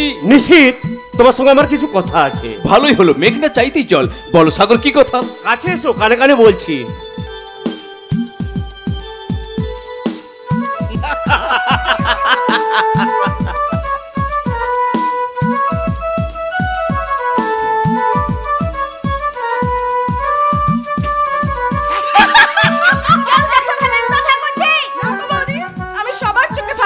বান্ধবীকে বাড়িতে নিয়ে এসেছি। এসো ভাই এসো, ঠাকুরঝির মুখে তোমার অনেক কথা শুনেছি। আমি আপনার মুখে অনেক কথা শুনেছি। তোমাদের দুই বান্ধবীর নাম এক? হ্যাঁ, আমাদের দুজনের স্বামীর নামও এক। হ্যাঁ গো বৌদি, সে একই জায়গায় আমাদের দেখা হয়ে গিয়েছিল, তাই তো আমার বান্ধবীকে বাড়িতে নিয়ে এলাম। বেশ করেছো। প্যাকেটে কি আছে? জামা প্যান্টের পিস। ওই মার্কেটিং করতে গিয়েই তো দেখা হলো। এত সব কি এনে? জামা কাপড় ধুতি পাঞ্জাবি অনেক কিছু। তা বৌদি, আমি একটা কথা জিজ্ঞাসা করব। বলো। আপনার ননদ শ্বশুর বাড়ি যায় না কেন? যাবে যাবে, খুব তাড়াতাড়ি আমার ঠাকুরঝি শ্বশুর বাড়ি যাবে, কারণ ঠাকুর জামাই একটা ভালো পুরস্কার পেয়েছে তো। কি আশ্চর্য! কি হলো? আরে আমার স্বামীও তো পুরস্কার পেয়েছে, এবার আমার স্বামীও পাবে। কি পাবে বৌদি? সারা পশ্চিম বাংলার লোকের কাছ থেকে ঘৃণা, থুতকার আর তিরস্কার। বৌদি, এ সঙ্গীতা দি, তোমার দাদা কি করে গো? আমার দাদার কথা তুমি বাদ দাও তো, তুমি তোমার বরের কথা বলো। তোমার বর তোমায় কতটা ভালোবাসে? যতখানি ভালোবাসা উচিত। আচ্ছা, তোমার বর তোমায় বেড়াতে নিয়ে যায়? হ্যাঁ, কখনো কখনো।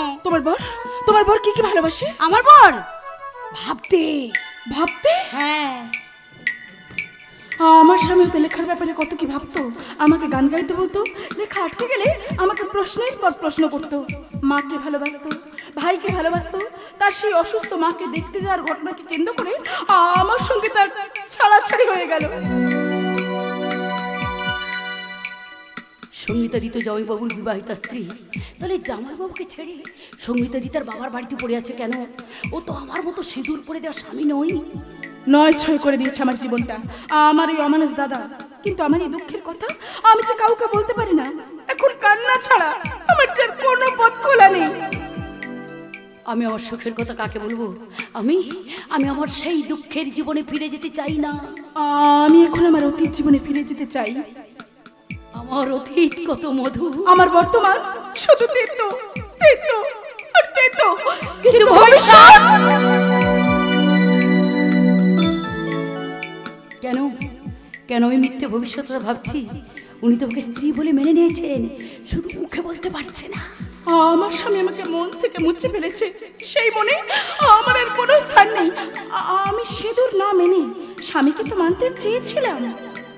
আমার হাতের শাখা স্মৃতির সিঁদুর আমার স্বামীকে আমার কাছে এনে দেবেই। কি হলো? কি ভাবছো? আমি আমার বরের কথা ভাবছিলাম। হ্যাঁ, আরে আমিও তোমার বরের কথা ভাবছিলাম। হ্যাঁ, তোমার বরের সাথে তোমার প্রেম খুব গভীর, তাই না? হ্যাঁ, প্রথম ছিল না, এখন চোখে হারায় না। আচ্ছা, দু একদিনের মধ্যে আমি যদি তোমাদের বাড়িতে যাই? আরে সে তো যেতেই হবে, কারণ আমার ঠাকুরপুর জন্মদিন তো। গুড লাক, তোমার দেওরের জন্মদিনও যা হবে আর তোমার বরের সাথেও দেখা হবে। ঠিক আছে, আজকে তাহলে আমি আসি। এসো ভাই। সময় হলে তুমি তোমার বরকে সঙ্গে করে নিয়ে যাও, কিন্তু সঙ্গে তো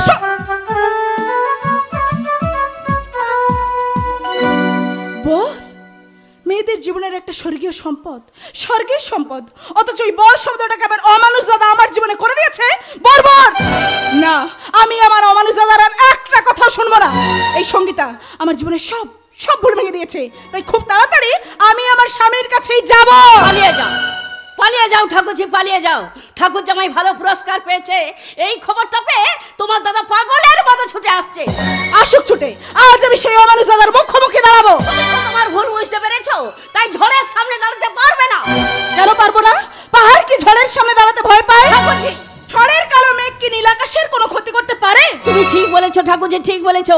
আজ তুমি তোমার দাদার সামনে দাঁড়িয়ে বুক টান করে বলবে কেন কেন তুমি তোমার স্বার্থের জন্য এতদিন আমাকে তোমার হাতের খেলার পুতুল করে রেখেছিলে। হ্যাঁ হ্যাঁ, আমি আমার অমানুষতাকে কি জিজ্ঞাসা করব? কেন কেন তুমি আমার শরীরের দর্পণে ফেলতে চেয়েছিলে সাগর রায়ের ছায়া? আমি একাডেমি পুরস্কার প্রাপ্ত আমার স্বামীর কাছেই যাব। এই তার আগে শোরের বাচ্চাটাকে গুলি করে দুনিয়ার মুখ থেকে আমি সরিয়ে দেবো। কেন কেন সরিয়ে দেবে? আজ তুমি তার কাছে হেরে গেছো বলে? কি বললি সঙ্গীতা? কথাটা শুধু ঠাকুরজি একা বলেনি, সারা দেশের লোক খবরের কাগজ পড়ে ঠাকুর জামাইয়ের নামে ধনী ধনী করছে। আর এক বাক্যে সবাই বলছে তুমি হেরে গেছো, হেরে গেছো, হেরে গেছো। আজ আমি হারিনি, অজিত মুখার্জি হারতেছে কেন? আমার এক বেঈমান প্রকাশক বন্ধু লুকিয়ে লুকিয়ে উপন্যাসগুলো ছেপে ওকে পুরস্কার পাইয়া দিয়েছে। আমিও সাগর রায়ের পর 3খানা উপন্যাস পড়েছে ছেপে ওকে আমি জ্ঞানপীঠ পুরস্কার পাইয়ে দেবো। জ্ঞানপীঠ? ইয়েস, জ্ঞানপীঠ জ্ঞানপীঠ জ্ঞানপীঠ।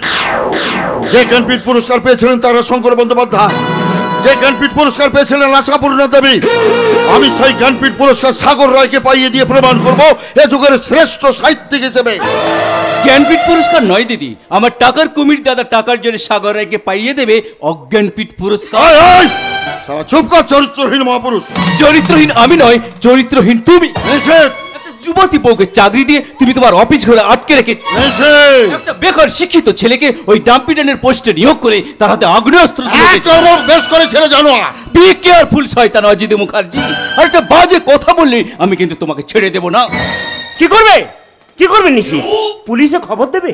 আরে পুলিশ তো মিস্টার মুখার্জির কে না, আর এখানকার বড় বড় আমলারা মিস্টার মুখার্জির চেনা। আরে সেই জন্যই তো আমি অজিত মুখার্জি। আমার টাকায় নাচবে নারী, এটাই হবে আমার মর্জি। আরে ভাই প্রতি মাসে আমি ওদের মাসোহারা দিয়ে থাকি, সেই সরষেই তো আমি দিনকে করি রাত আর রাতকে করি দিন। এই সাগর বলুন স্যার। আরে বাবা ভাস্কর যে পুরস্কার পেয়েছে না তার চেয়ে অনেক দামি পুরস্কার আমি তোমার হাতে তুলে দেবো। মুখার্জি বাবুর হাতে আপনার পাণ্ডুলিপিগুলো তুলে দিন। ও শিওর শিওর। আমার 3টে লেখার ছন্দ পড়ে উনি মনে মনে দ্বন্দ্ব অনুভব করবেন কোন লেখাটা আগে ছাপবে। ভেবেই পাবেন না আপনার বই বিক্রির টাকা কোন দাঁড়ি পাল্লে মাপবে। কি হলো সঙ্গীতা, তুমি আজকে আপনি বলছো কেন? ভীষণ ভীষণ অন্যায় করছিস দিদি। আরে কিছুদিনের মধ্যেই তো সাগর বাবুর সঙ্গে তোর সেকেন্ড ম্যারেজ হবে। হবে রে হবে ছোড়া, ওই ছোড়াটার সঙ্গে ওর সেকেন্ড ম্যারেজ হবে। সে তো হবেই, তবে ম্যারেজ নয় গ্যারেজ। কোথায় হানিমুন করতে যাবি রে দিদি? কেন? দুর্গাপুর প্যারিস। মিস্টার মুখার্জি আপনার সামনে আমাকে এভাবে অপমান? হ্যাঁ তো চোর আমাকে জানে না, ওরা জানে না কি বিভৎস কি ভয়ঙ্কর। তবু আমি চুপ করে আছি কেন জানো ভাই? কেন স্যার? তোমার পর 3খানা উপন্যাস আমি প্রেসে পাঠাবো বলে। দাও ভাই, দাই লেখালেখি বন্ধ করে 1 নম্বর উপন্যাসটা আমায় দাও। এনি স্যার ধরুন, এটার নাম নারী দেহ। মানে উপন্যাসটার নামকরণ করেছো নারী দেহ। এক্সিলেন্ট এক্সিলেন্ট, দাও তোমার 2 নম্বরটা দাও। এনি স্যার ধরুন, এটার নাম গোপন মিলন। নিশীথ নিশীথ গোপন মিলন। আরে দাও দাও ভাই দাও, তোমার 3 নম্বর উপন্যাসটা ভাই দাও। এনি স্যার ধরুন, এটার নাম অফুরন্ত যৌবন। মা কালী দেবী তোমাকে তো বঙ্গরত্ন পুরস্কার দেওয়া উচিত। আরে জবাব নেই সাগর রায়, তোমার জবাব নেই। জবাব তো নেই মিস্টার মুখার্জি, খাতাগুলো ভালো করে পড়ো। আরে ভাই নিশ্চিত এগুলো আমি যেতে যেতে প্রেসে গিয়ে পড়ে নেবো। না না স্যার, এখানে একটু পড়ে দেখে নেন সবকিছু ঠিক আছে কিনা। চাপ! তোমার অশ্লীল লেখা মেয়েদের সামনে পড়তেই হবে, তাই না? চরিত্রহীন। এই সঙ্গীতা, মার মার মার ওটাকে, সজোরে মার। এই সজোরে মার এটাকে। অনেকগুলো স্যার নাম বলে কে এক অক্ষর তো লিখা নেই, শব্দ সাদা কাগজ। আপনি হয়তো খালি চোখে দেখতে পাচ্ছেন না, চশমা এনে দেবো স্যার। তাহলে শোনো মিস্টার মুখার্জি, ওই সাগর রায় হলো আমার বন্ধুর দাদা। কি বলি নিশীথ? নিশীথ ঠিক কথাই বলেছে। পাছে আপনার বোন কোনো অন্য লেখকের সঙ্গে পড়ে বিপদগামী না হয়, তাই নিশীথ প্ল্যান করে আমাকে এখানে লেখকের ছদ্মবেশে পাঠিয়েছে। আচ্ছা, সাগরদা, আমি না জেনে না বুঝে আপনাকে অনেক কটু কথা বলেছি, তার জন্য আপনি আমাকে ক্ষমা করে দেবেন। আমিও আপনার সঙ্গে অনেক অনেক ভালোবাসার অভিনয় করেছি। সে তো করেছেন। পারলে আপনি আমাকে ক্ষমা করে দেবেন। বাহ বাহ বাহ বাহ বাহ বাহ। আরে তোরা ক্ষমা চাইছিস না প্রেম করছিস রে? শালা আমি তোদের কাউকেই ছাড়বো না রে। এই মুহূর্তে আমি প্রমাণ করে দেবো যে আমি একা একা বড়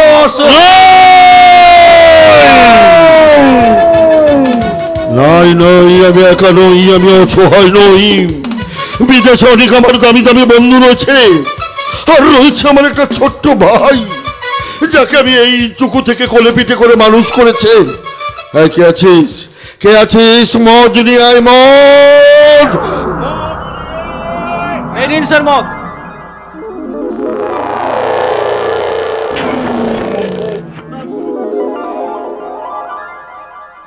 এই ভাই, যে মেয়েটাকে টাকার টনিক খাইয়ে রক্ষিতা বানিয়েছিলাম তাকে এই মুহূর্তে একবার বাগান বাড়িতে নিয়ে আসতে পারবে? পারবো স্যার। আর এটা কত রে ভাই, আমার এই বাগান বাড়িতে একটা খসখসে পর্দা টাঙিয়ে দিতে হবে। বুঝতে পেরেছি স্যার, মানে যাতে ওই মশা টশা না লাগে, তাই তো? Right right, absolutely right. আর একটা কথা বলছি ভাই, কান করে শুনে রাখ। ওই শালা বউটা বেশ্যা হয়ে গেছে, ওর দিকে একটু খেয়াল রাখবে। দেখবে ও কেমন নাচতে পারে, গাইতে পারে।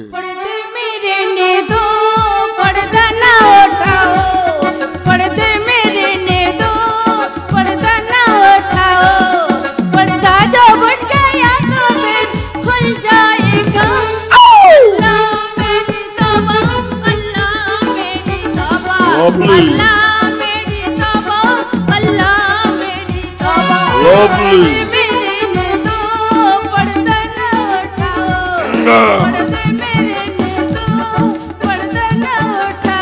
Lovely.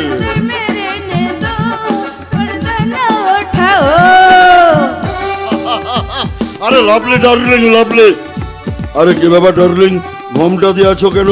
খোলো খোলো ঘোমটাটা খোলো।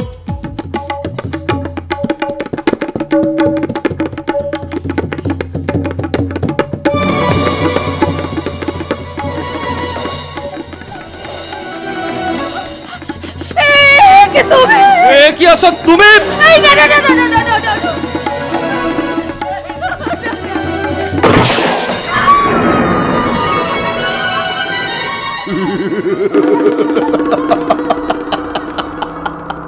ডার্লিং, আরে মোরা স্বামীর কাছে কান্নাকাটি করে কিচ্ছু পাবে না ডার্লিং। এসো এসো আমার বুকে এসো ডার্লিং। হ্যাঁ ছাড়বো ছাড়বো, তোমাকে তুলে নিয়ে যাবো আমার ঘরে, আমার বিছানা।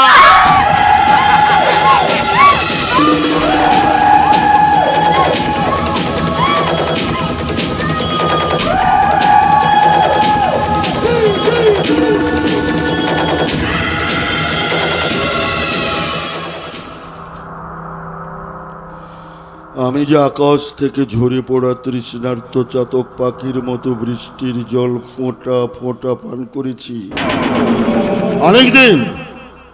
অনেক দিন পর একটা নদর হরিণীর মাংস খেলাম। শয়তান, তুই আমার ইজ্জত নষ্ট করেছিস, আমার স্বামীর জন্য একটু চোখে জল ফেলাতে দিসনি। আজ আমি তোকে ছাড়বো না রে শয়তান, আজ আমি তোকে কিছু তুই ছাড়বো না। মেরে শয়তান,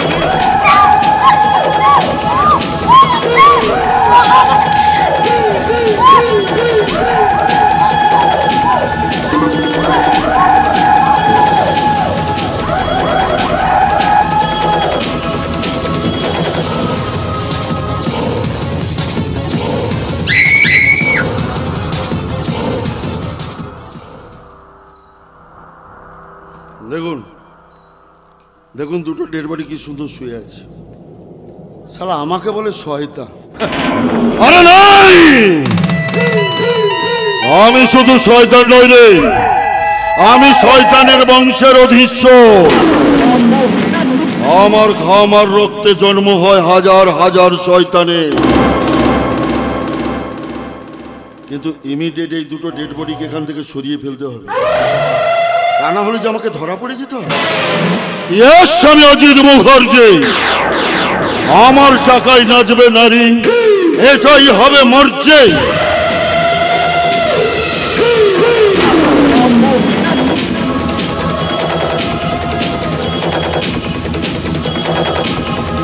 ভাস্কর, ভাস্কর, ছেলেটা গেল কোথায়? অমরের জন্মদিনে যেসব নিমন্ত্রিত অতিথিরা এসেছিলেন এক এক করে খাওয়া দাওয়া করে সবাই বাড়ি চলে গেলেন, কিন্তু আমি ভাস্করকে দেখতে পাচ্ছি না কেন? সে কোথায় গেছে? আপনার ছেলে তো বাড়িতে নেই মা। বাড়িতে নেই তো কোথায় গেছে? ওই যে নতুন উপন্যাস যে প্রকাশক ছেপেছিলেন সেই প্রকাশককে বাড়ি পৌঁছে দিতে গেছে। ছেলের আমার কর্তব্যের শেষ নেই। সেই সকাল থেকে জুতো সেলাই থেকে চণ্ডীপাঠ পর্যন্ত ওকে একাই করতে হয়। ও, আপনার ছেলে বুঝি একাই করে, আমি বুঝি কিছুই করি না। ও মা, জানি জানি মা জানি, মায়েদের কাছে ছেলেরাই তো বড় হয়।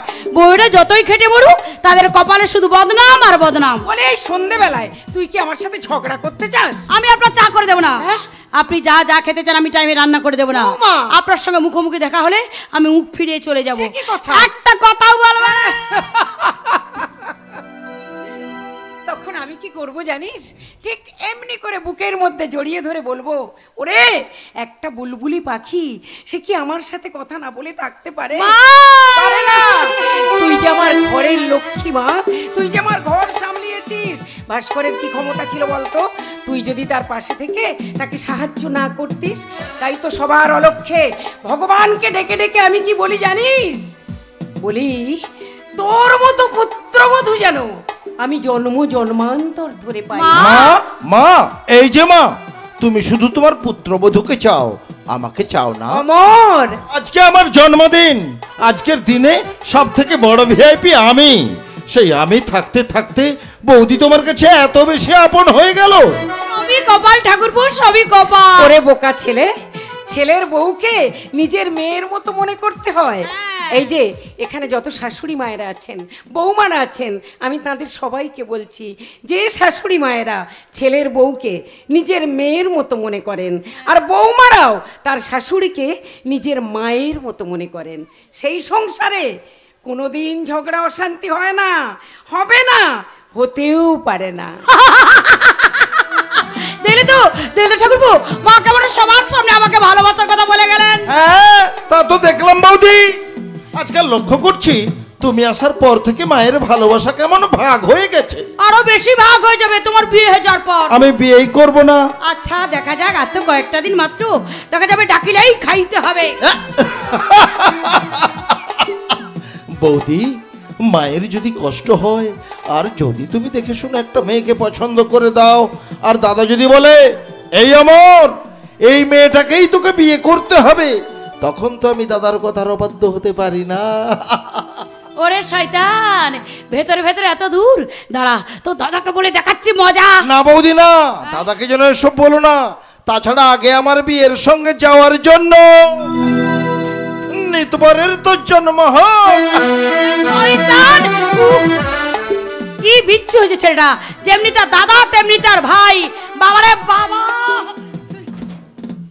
উনি আবার কখন ফিরবেন কে জানেন। আমার আবার ঘুম পাচ্ছে, আমি একটু ঘুমিয়ে নিই।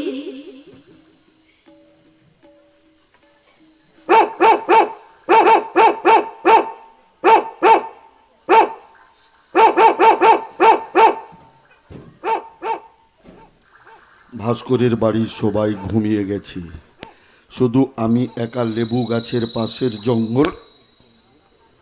মশা, এই মুহূর্তে এই মেয়েটাকে তুলে নিয়ে যাবো আমার বাগান বাড়িতে। বাগান বাড়িতে এটাকে নিয়ে গিয়ে একেবারে শেষ করে দেব। এটাকে শেষ করে দিতে পারলেই ভাস্করের লেখা চিরদিনের জন্য বন্ধ হয়ে যাবে। তাই এই মুহূর্তে একেবারে শেষ করে দেওয়ার আগে ওর যৌবনটাকে আমাকে একবার ভোগ করে দেখা দরকার। তাই এই মুহূর্তে ওকে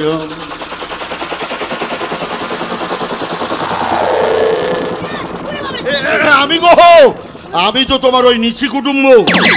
কেন কেন আপনি এত রাতে আমার বাড়িতে এসেছেন? বেরিয়ে যান বলছি। হ্যাঁ, সবই জানতে পারবে গো, কে আমি, কেন আমি, কি জন্যে আমি। আমি আপনার কোনো কথা বুঝতে পারছি না। আপনি এই মুহূর্তে আমার বাড়ি থেকে বেরিয়ে যান। যাবো ডার্লিং, যাবো, তবে আমি একা যাবো না গো। সঙ্গে করে তোমাকে বগল দাবা করে এখান থেকে তুলে নিয়ে যাব।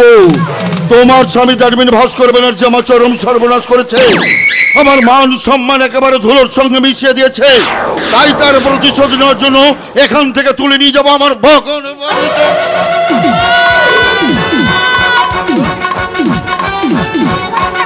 কি হয়েছে কি?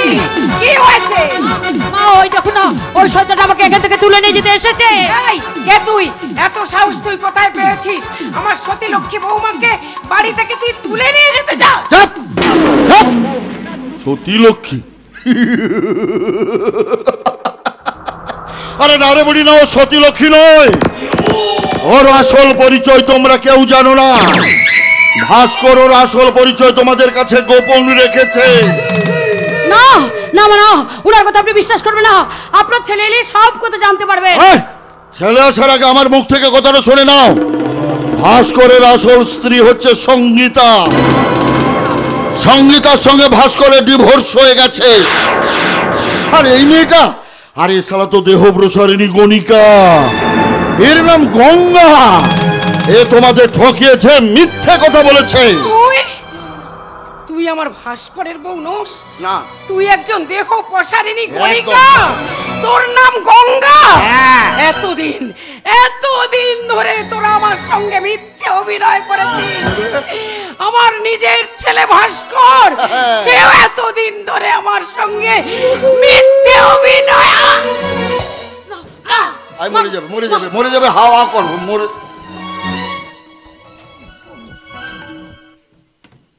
মা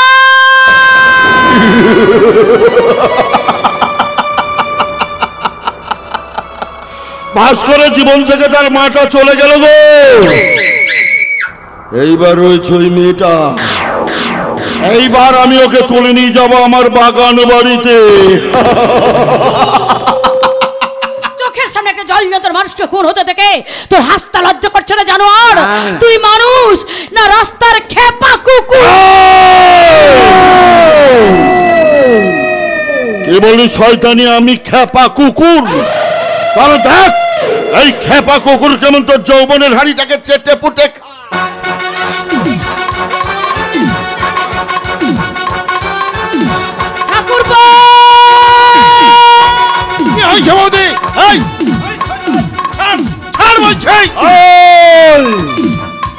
এক পাও এগিয়ে আসবে না, গেলে তোকে আমি শেষ করে দেবো। না রে শয়তান না, তা তুই পারবি না।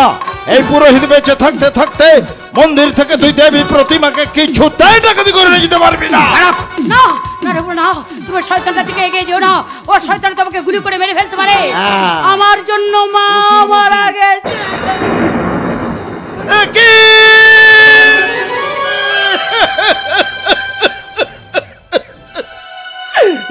কি বলছো বৌদি? ওই শয়তানটার জন্য আমার মা মারা গেছেন? এখনো বলবে বৌদি আমি চুপ করে থাকবো? না না বৌদি না, তা হতে পারে না। ওই শয়তানটাকে আজ আমি উচিত শিক্ষা দেব। শয়তান তোকে আজ আমি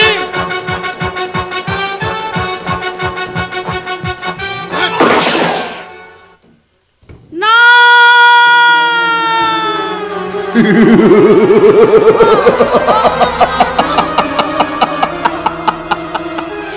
ভাস্করের জীবন থেকে তার মাটা চলে গেছে গো। এই মাত্র অকালে প্রাণটা দিল তার সাথে ছোট ভাই। আর ওই মেয়েটা ওই মুহূর্তে অজ্ঞান হয়ে পড়ে আছে।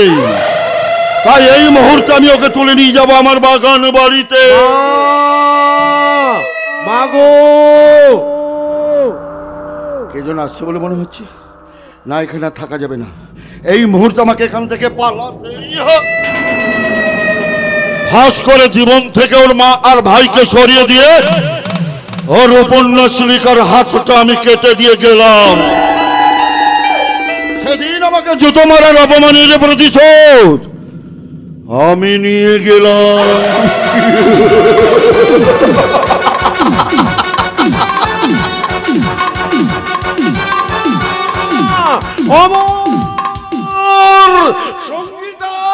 তোমরা কোথায় গেলে গো? দেখবে এসো আজ আমি কাকে সঙ্গে করে নিয়ে এসেছি। 10 বছর পরে আমাদের বাবা ফিরে এসেছেন। বাবা কি হলো? কেউ সাড়া দিচ্ছে না কেন? কি করে সাড়া দেবে ভাস্কর? দেখছিস না সবাই কেমন ক্লান্ত হয়ে ঘুমিয়ে পড়েছে। বাবা, আশ্চর্য ছেলে তুই, সকলের সব ক্লান্তি মাথায় নিয়ে তোর চোখে কেন ক্লান্তি নেই রে খোকা? সেসব কথা পরে হবে বাবা, আগে আপনি মাকে জাগিয়ে তুলুন। মা ঘুম থেকে উঠে আপনাকে দেখে অবাক হয়ে যাক, তারপর আপনি অমরকে ডাকবেন, তারপর সঙ্গীতাকে ডাকবেন। কমলা, কমলা, ও ভাস্করের মা। মা অকাতরে ঘুমোচ্ছেন, আপনি বরং সঙ্গীতাকে ডাকুন। বৌমা, বৌমা, ও বৌমা। বাবা, আমাদের বাবা ফিরে এসেছেন সঙ্গীতা। 10 বছর পরে আমাদের বাবা ফিরে এসেছেন। বাবা, বাহ, বৌমা।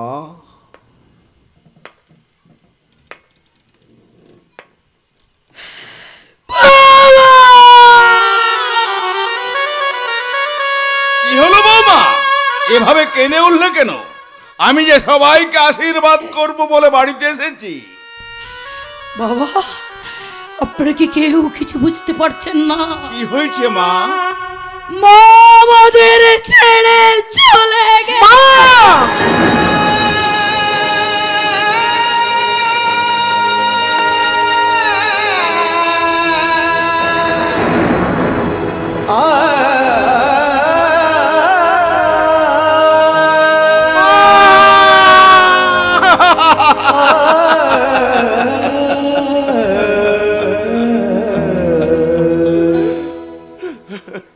একটা শয়তানের গুলিতে প্রাণ দিয়েছে আমাদের।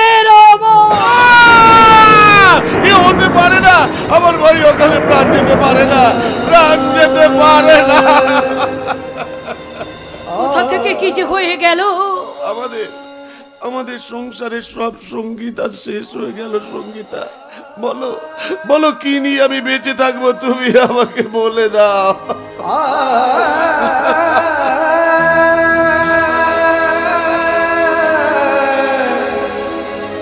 বাবা, আপনি পাথরের মতো দাঁড়িয়ে আছেন কেন? আপনি আপনার ছেলের প্রশ্নের উত্তর দিয়ে। আমার সন্ন্যাসী বাবা সংসারের হিসেবটা কি করে দেবেন সঙ্গীতা? হিসেবটা তো আমি জানি, আর কোন জানোয়ার ঘটনা ঘটিয়েছে সেটাও আমি জানি, কিন্তু লেখক আমি। আমার মনের মধ্যে যে কোনো প্রতিশোধের স্পৃহা নেই, তাই আমার মায়ের দেহ আর ভাইয়ের দেহ সৎকার করে তাদের অজস্র স্মৃতি আমার বুকে নিয়ে বাবা, তুমি আর আমি এই কলকাতার বাড়ি ছেড়ে আমরা দেশের বাড়িতে ফিরে যাব। সাধের এই দেহটাও এক মুঠো সাদা ছাই হবে, সবই তো পিছে পড়ে রবে। চুকে যাবে সময়ের যত কিছু হিসেব নিকে,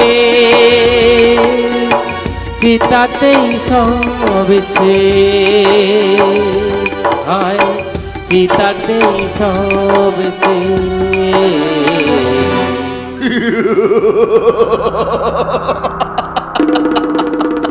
প্রতিহিংসায় অন্ধজিৎ মুখার্জির পেছনে তোর অনেক দৌড়াদৌড়ি করলে, কিন্তু ধরতে বলি কি পারবি না রে, পারবি না।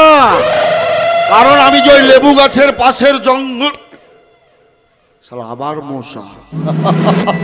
এই মুহূর্তে আমাকে ভাস্করের গায়ের আশেপাশে কোথাও লুকিয়ে থাকতে হবে, কারণ আমার স্থির বিশ্বাস ভাস্কর শিগগির শহর ছেড়ে গায়ে ফিরে যাবে।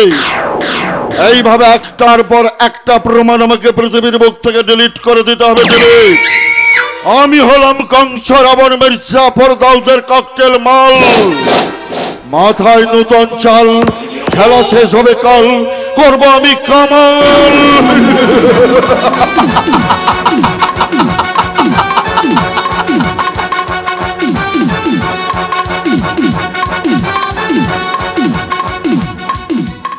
শুধু খেলা নয়, শুধু খেলা নয় ভাস্কর, সব সংসারে প্রতিনিয়ত চলছে মায়ার খেলা। তাই তো সেই সংসার মায়া থেকেই আমি দূরে থাকতে চাই। তাহলে বলুন বাবা, 10 বছর পরে কেন আপনি আবার আমাদের সংসারে ফিরে এলেন? কিসের টানে? আমি জানি না, সবই ঈশ্বর জানে। তাহলে আপনার মনের ঈশ্বরকে আমি জানিয়ে দিচ্ছি, আর আপনাকে আমরা ছাড়বো না। আপনার পায়ে ধরে আপনাকে সারা জীবন এই সংসারের মধ্যে আটকে রাখবো। ওরে খোকা, জোর করে আমার দেহটাকে আটকে রাখতে পারবি, কিন্তু মনটাকে আটকে রাখতে পারবি না। কেন পারবো না বাবা? সঙ্গীতা সকাল সন্ধ্যা আপনার জপান্নিকের ব্যবস্থা করে দেবে, নিরামিষ রান্না করে দেবে, অত্যাচারের কোনো অভাব হবে না বাবা। আমি আর সঙ্গীতা সারা জীবন আপনার সঙ্গে নিরামিষ খাবো। ওরে ভাস্কর, তুইও কি তাহলে মনে মনে তাপস হয়ে গেছিস? বাবা, ভাব রাজ্যে বিচরণ করতে করতেই তোর মনে কি পার্থিব আকাঙ্ক্ষা ছায়া ফেলতে পারেনি? বাবা, কেন কেন তোদের এই বৈরাগ্য? কেন আমার লক্ষ্মী প্রতিমা বৌমার সারা শরীরের যোগিনীর রূপ নিজেকে ধূপ করে আর কতদিন সে পড়বে তোর সংসার সাধন পীঠের পীঠস্থানে? আপনি কি বলতে চাইছেন? আমি সব বুঝতে পেরেছি বাবা। ওরে মূর্খ ভাস্কর, এতই যদি বুদ্ধি তোর, তাহলে কেন তুই পুরুষ হয়ে প্রকৃতিকে ঠকিয়েছিস? যার স্মৃতিতে তুই সিঁদুর পরিয়ে দিয়েছিস, কোন ধর্মের অনুশাসনে সে তোর স্ত্রী নয়? কেন সেই বঞ্চিতা প্রকৃতির গর্ভে জন্ম নেয়নি আমার বংশের বংশধর? আপনার সব প্রশ্নের উত্তর আমি সময় এলে দেব বাবা, তবে আজ নয়, এখন নয়, এই মুহূর্তেও নয়।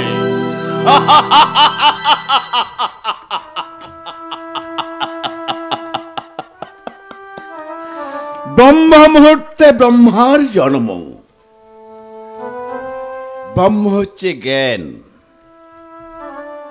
জ্ঞানী ব্রহ্ম। অথচ সাহিত্যের নেশায় সমাহিত হয়ে এই সমাজ সংসারের পাকে পাকে ঘুরছে ওই মূর্খ ভাস্কর। খেলা করছে খেলা, আর সেই জন্য আমিও তো ভাস্কর আর বৌমাকে নিয়ে নতুন খেলা খেলছি। খেলিছ হে বিশ্বলয়ে বিরাট শিশু অনমনে খেলিছ হে বিশ্বলয়ে বিরাট শিশু অনমনে খেলিছ প্রলয় সৃষ্টি তব পুতুল খেলা নিরজনে প্রভু নিরজনে খেলিছ হে বিশ্বলয়ে বিরাট শিশু অনমনে খেলিছ। ছায়া থেকে মায়ার জন্ম, মায়া আজ কায়া ধারণ করে মহামায়া দশ মহাবিদ্যা ব্রাহ্মণী কমলার মতো আমার যাওয়ার পথ বন্ধ করে দিয়েছে। ঈশ্বর, এখন আমি কি করব? তুমি সমাহিত হও বাবা, তোমার শত তীর্থ স্পর্শ ধন্য করে আমি আমার আঁচল দিয়ে পাদুকানা মুছে দিলাম। এসব তুমি কোথায় শিখলে মা? মায়ের কাছে।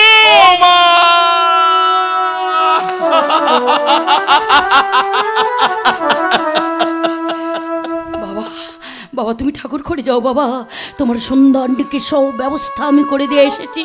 একটা কাজ করতে পারবে মা? কি কাজ বাবা? আমার এই পাত্রের গঙ্গা জলটা ফেলে দিয়ে তোমার আর ভাস্করের চোখের জল দিয়ে এই পাত্রটা ভরে এনে দিতে পারবে মা? বাবা তাহলে আমি গঙ্গা জলের পরিবর্তে তোমাদের দুজনের চোখের জল দিয়ে মনের সুখে আন্নিক করবো রে মা। বাবা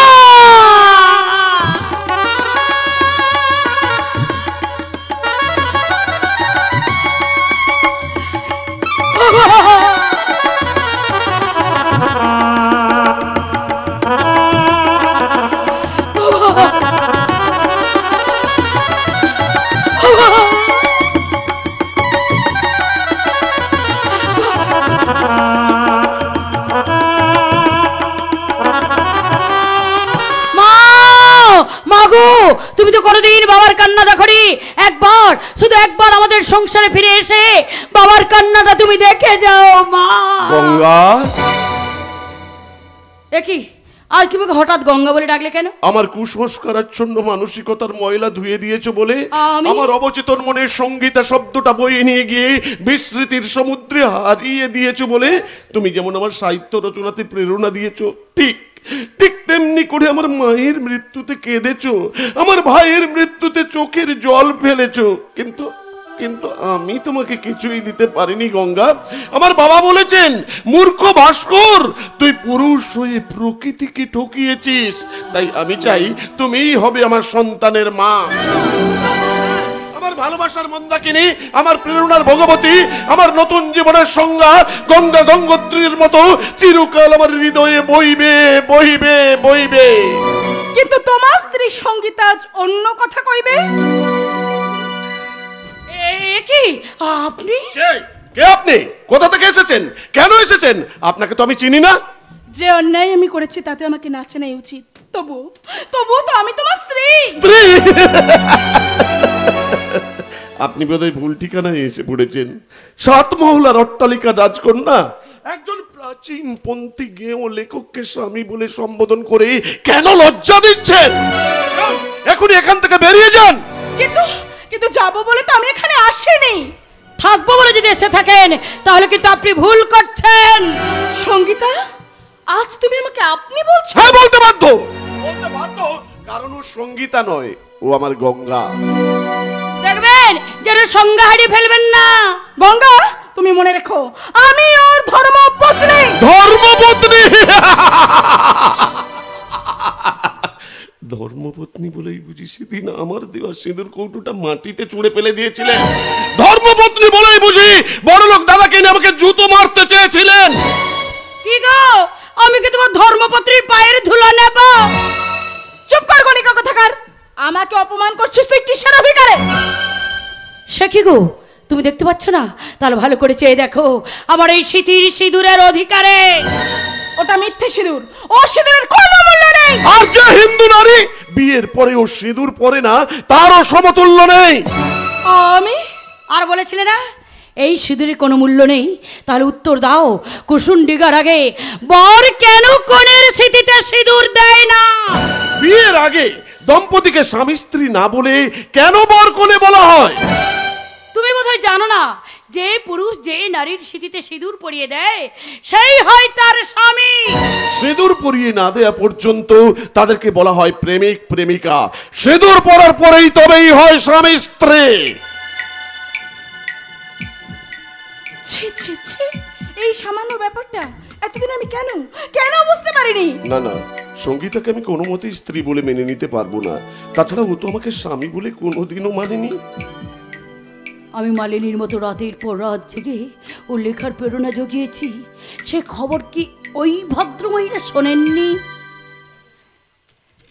গঙ্গা, আমি যদি তোর কাছে আঁচল পেতে আমার স্বামীকে ভিক্ষে চেয়ে তুই কি আমাকে ভিক্ষে দিবি না? যে স্থান শূন্য হয়ে গেছে সে আর কোনোদিন পূর্ণ হয় না।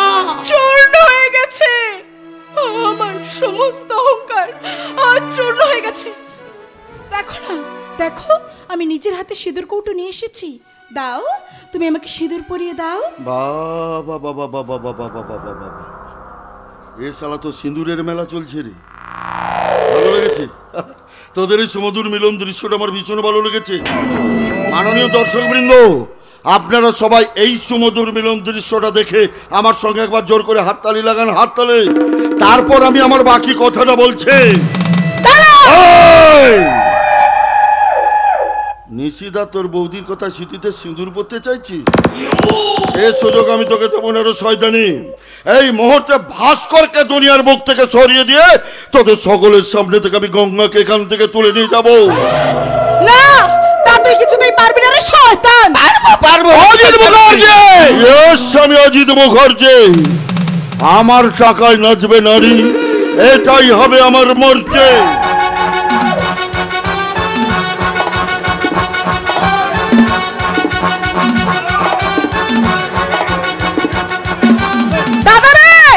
সঙ্গীতা মারিস না, এবার তুই মরবি আমার হাতে, বিশ্বাস কর, এটাই আমার মর্জি।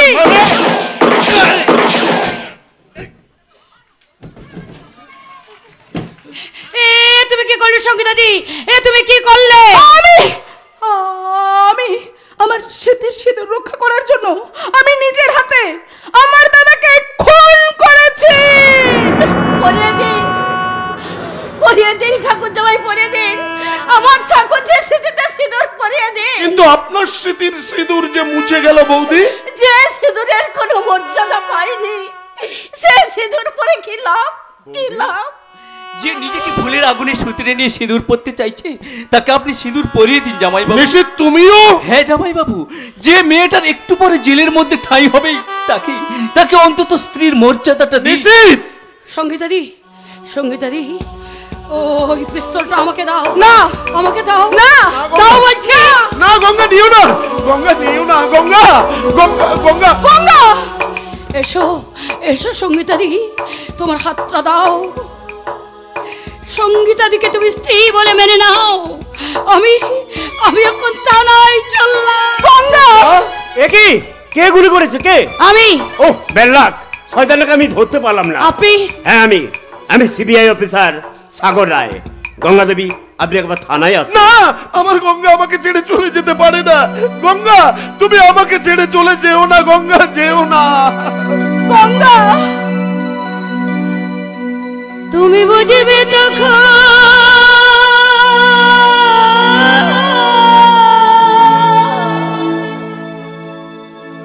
নারীর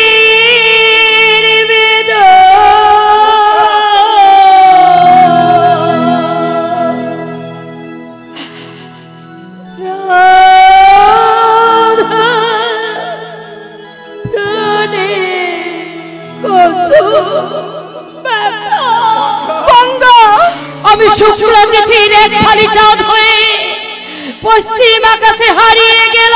আমার গঙ্গা হারিয়ে যাচ্ছে। গঙ্গা, তুমি যাওয়ার সময় আমার মনের কথাগুলো শুনে যাও। সাত পাকে বাধা, দিক যত বাধা, শাখা সিঁদুরে পাতুক না ফাঁদ, হৃদয় আকাশে তুমি যে গো মোর শুক্লা তিথির এক ফালি চাঁদ। বিস্তীর্ণ দুপারের অসংখ্য মানুষের হাহাকার শুনেও নিঃশব্দে নীরবে ও গঙ্গা তুমি, ও গঙ্গা বইছো কেন? ও গঙ্গা তুমি, ও গঙ্গা বইছো কেন? ও গঙ্গা তুমি, ও গঙ্গা বইছো কেন? যাত্রা বলা এখানে সমাপ্ত।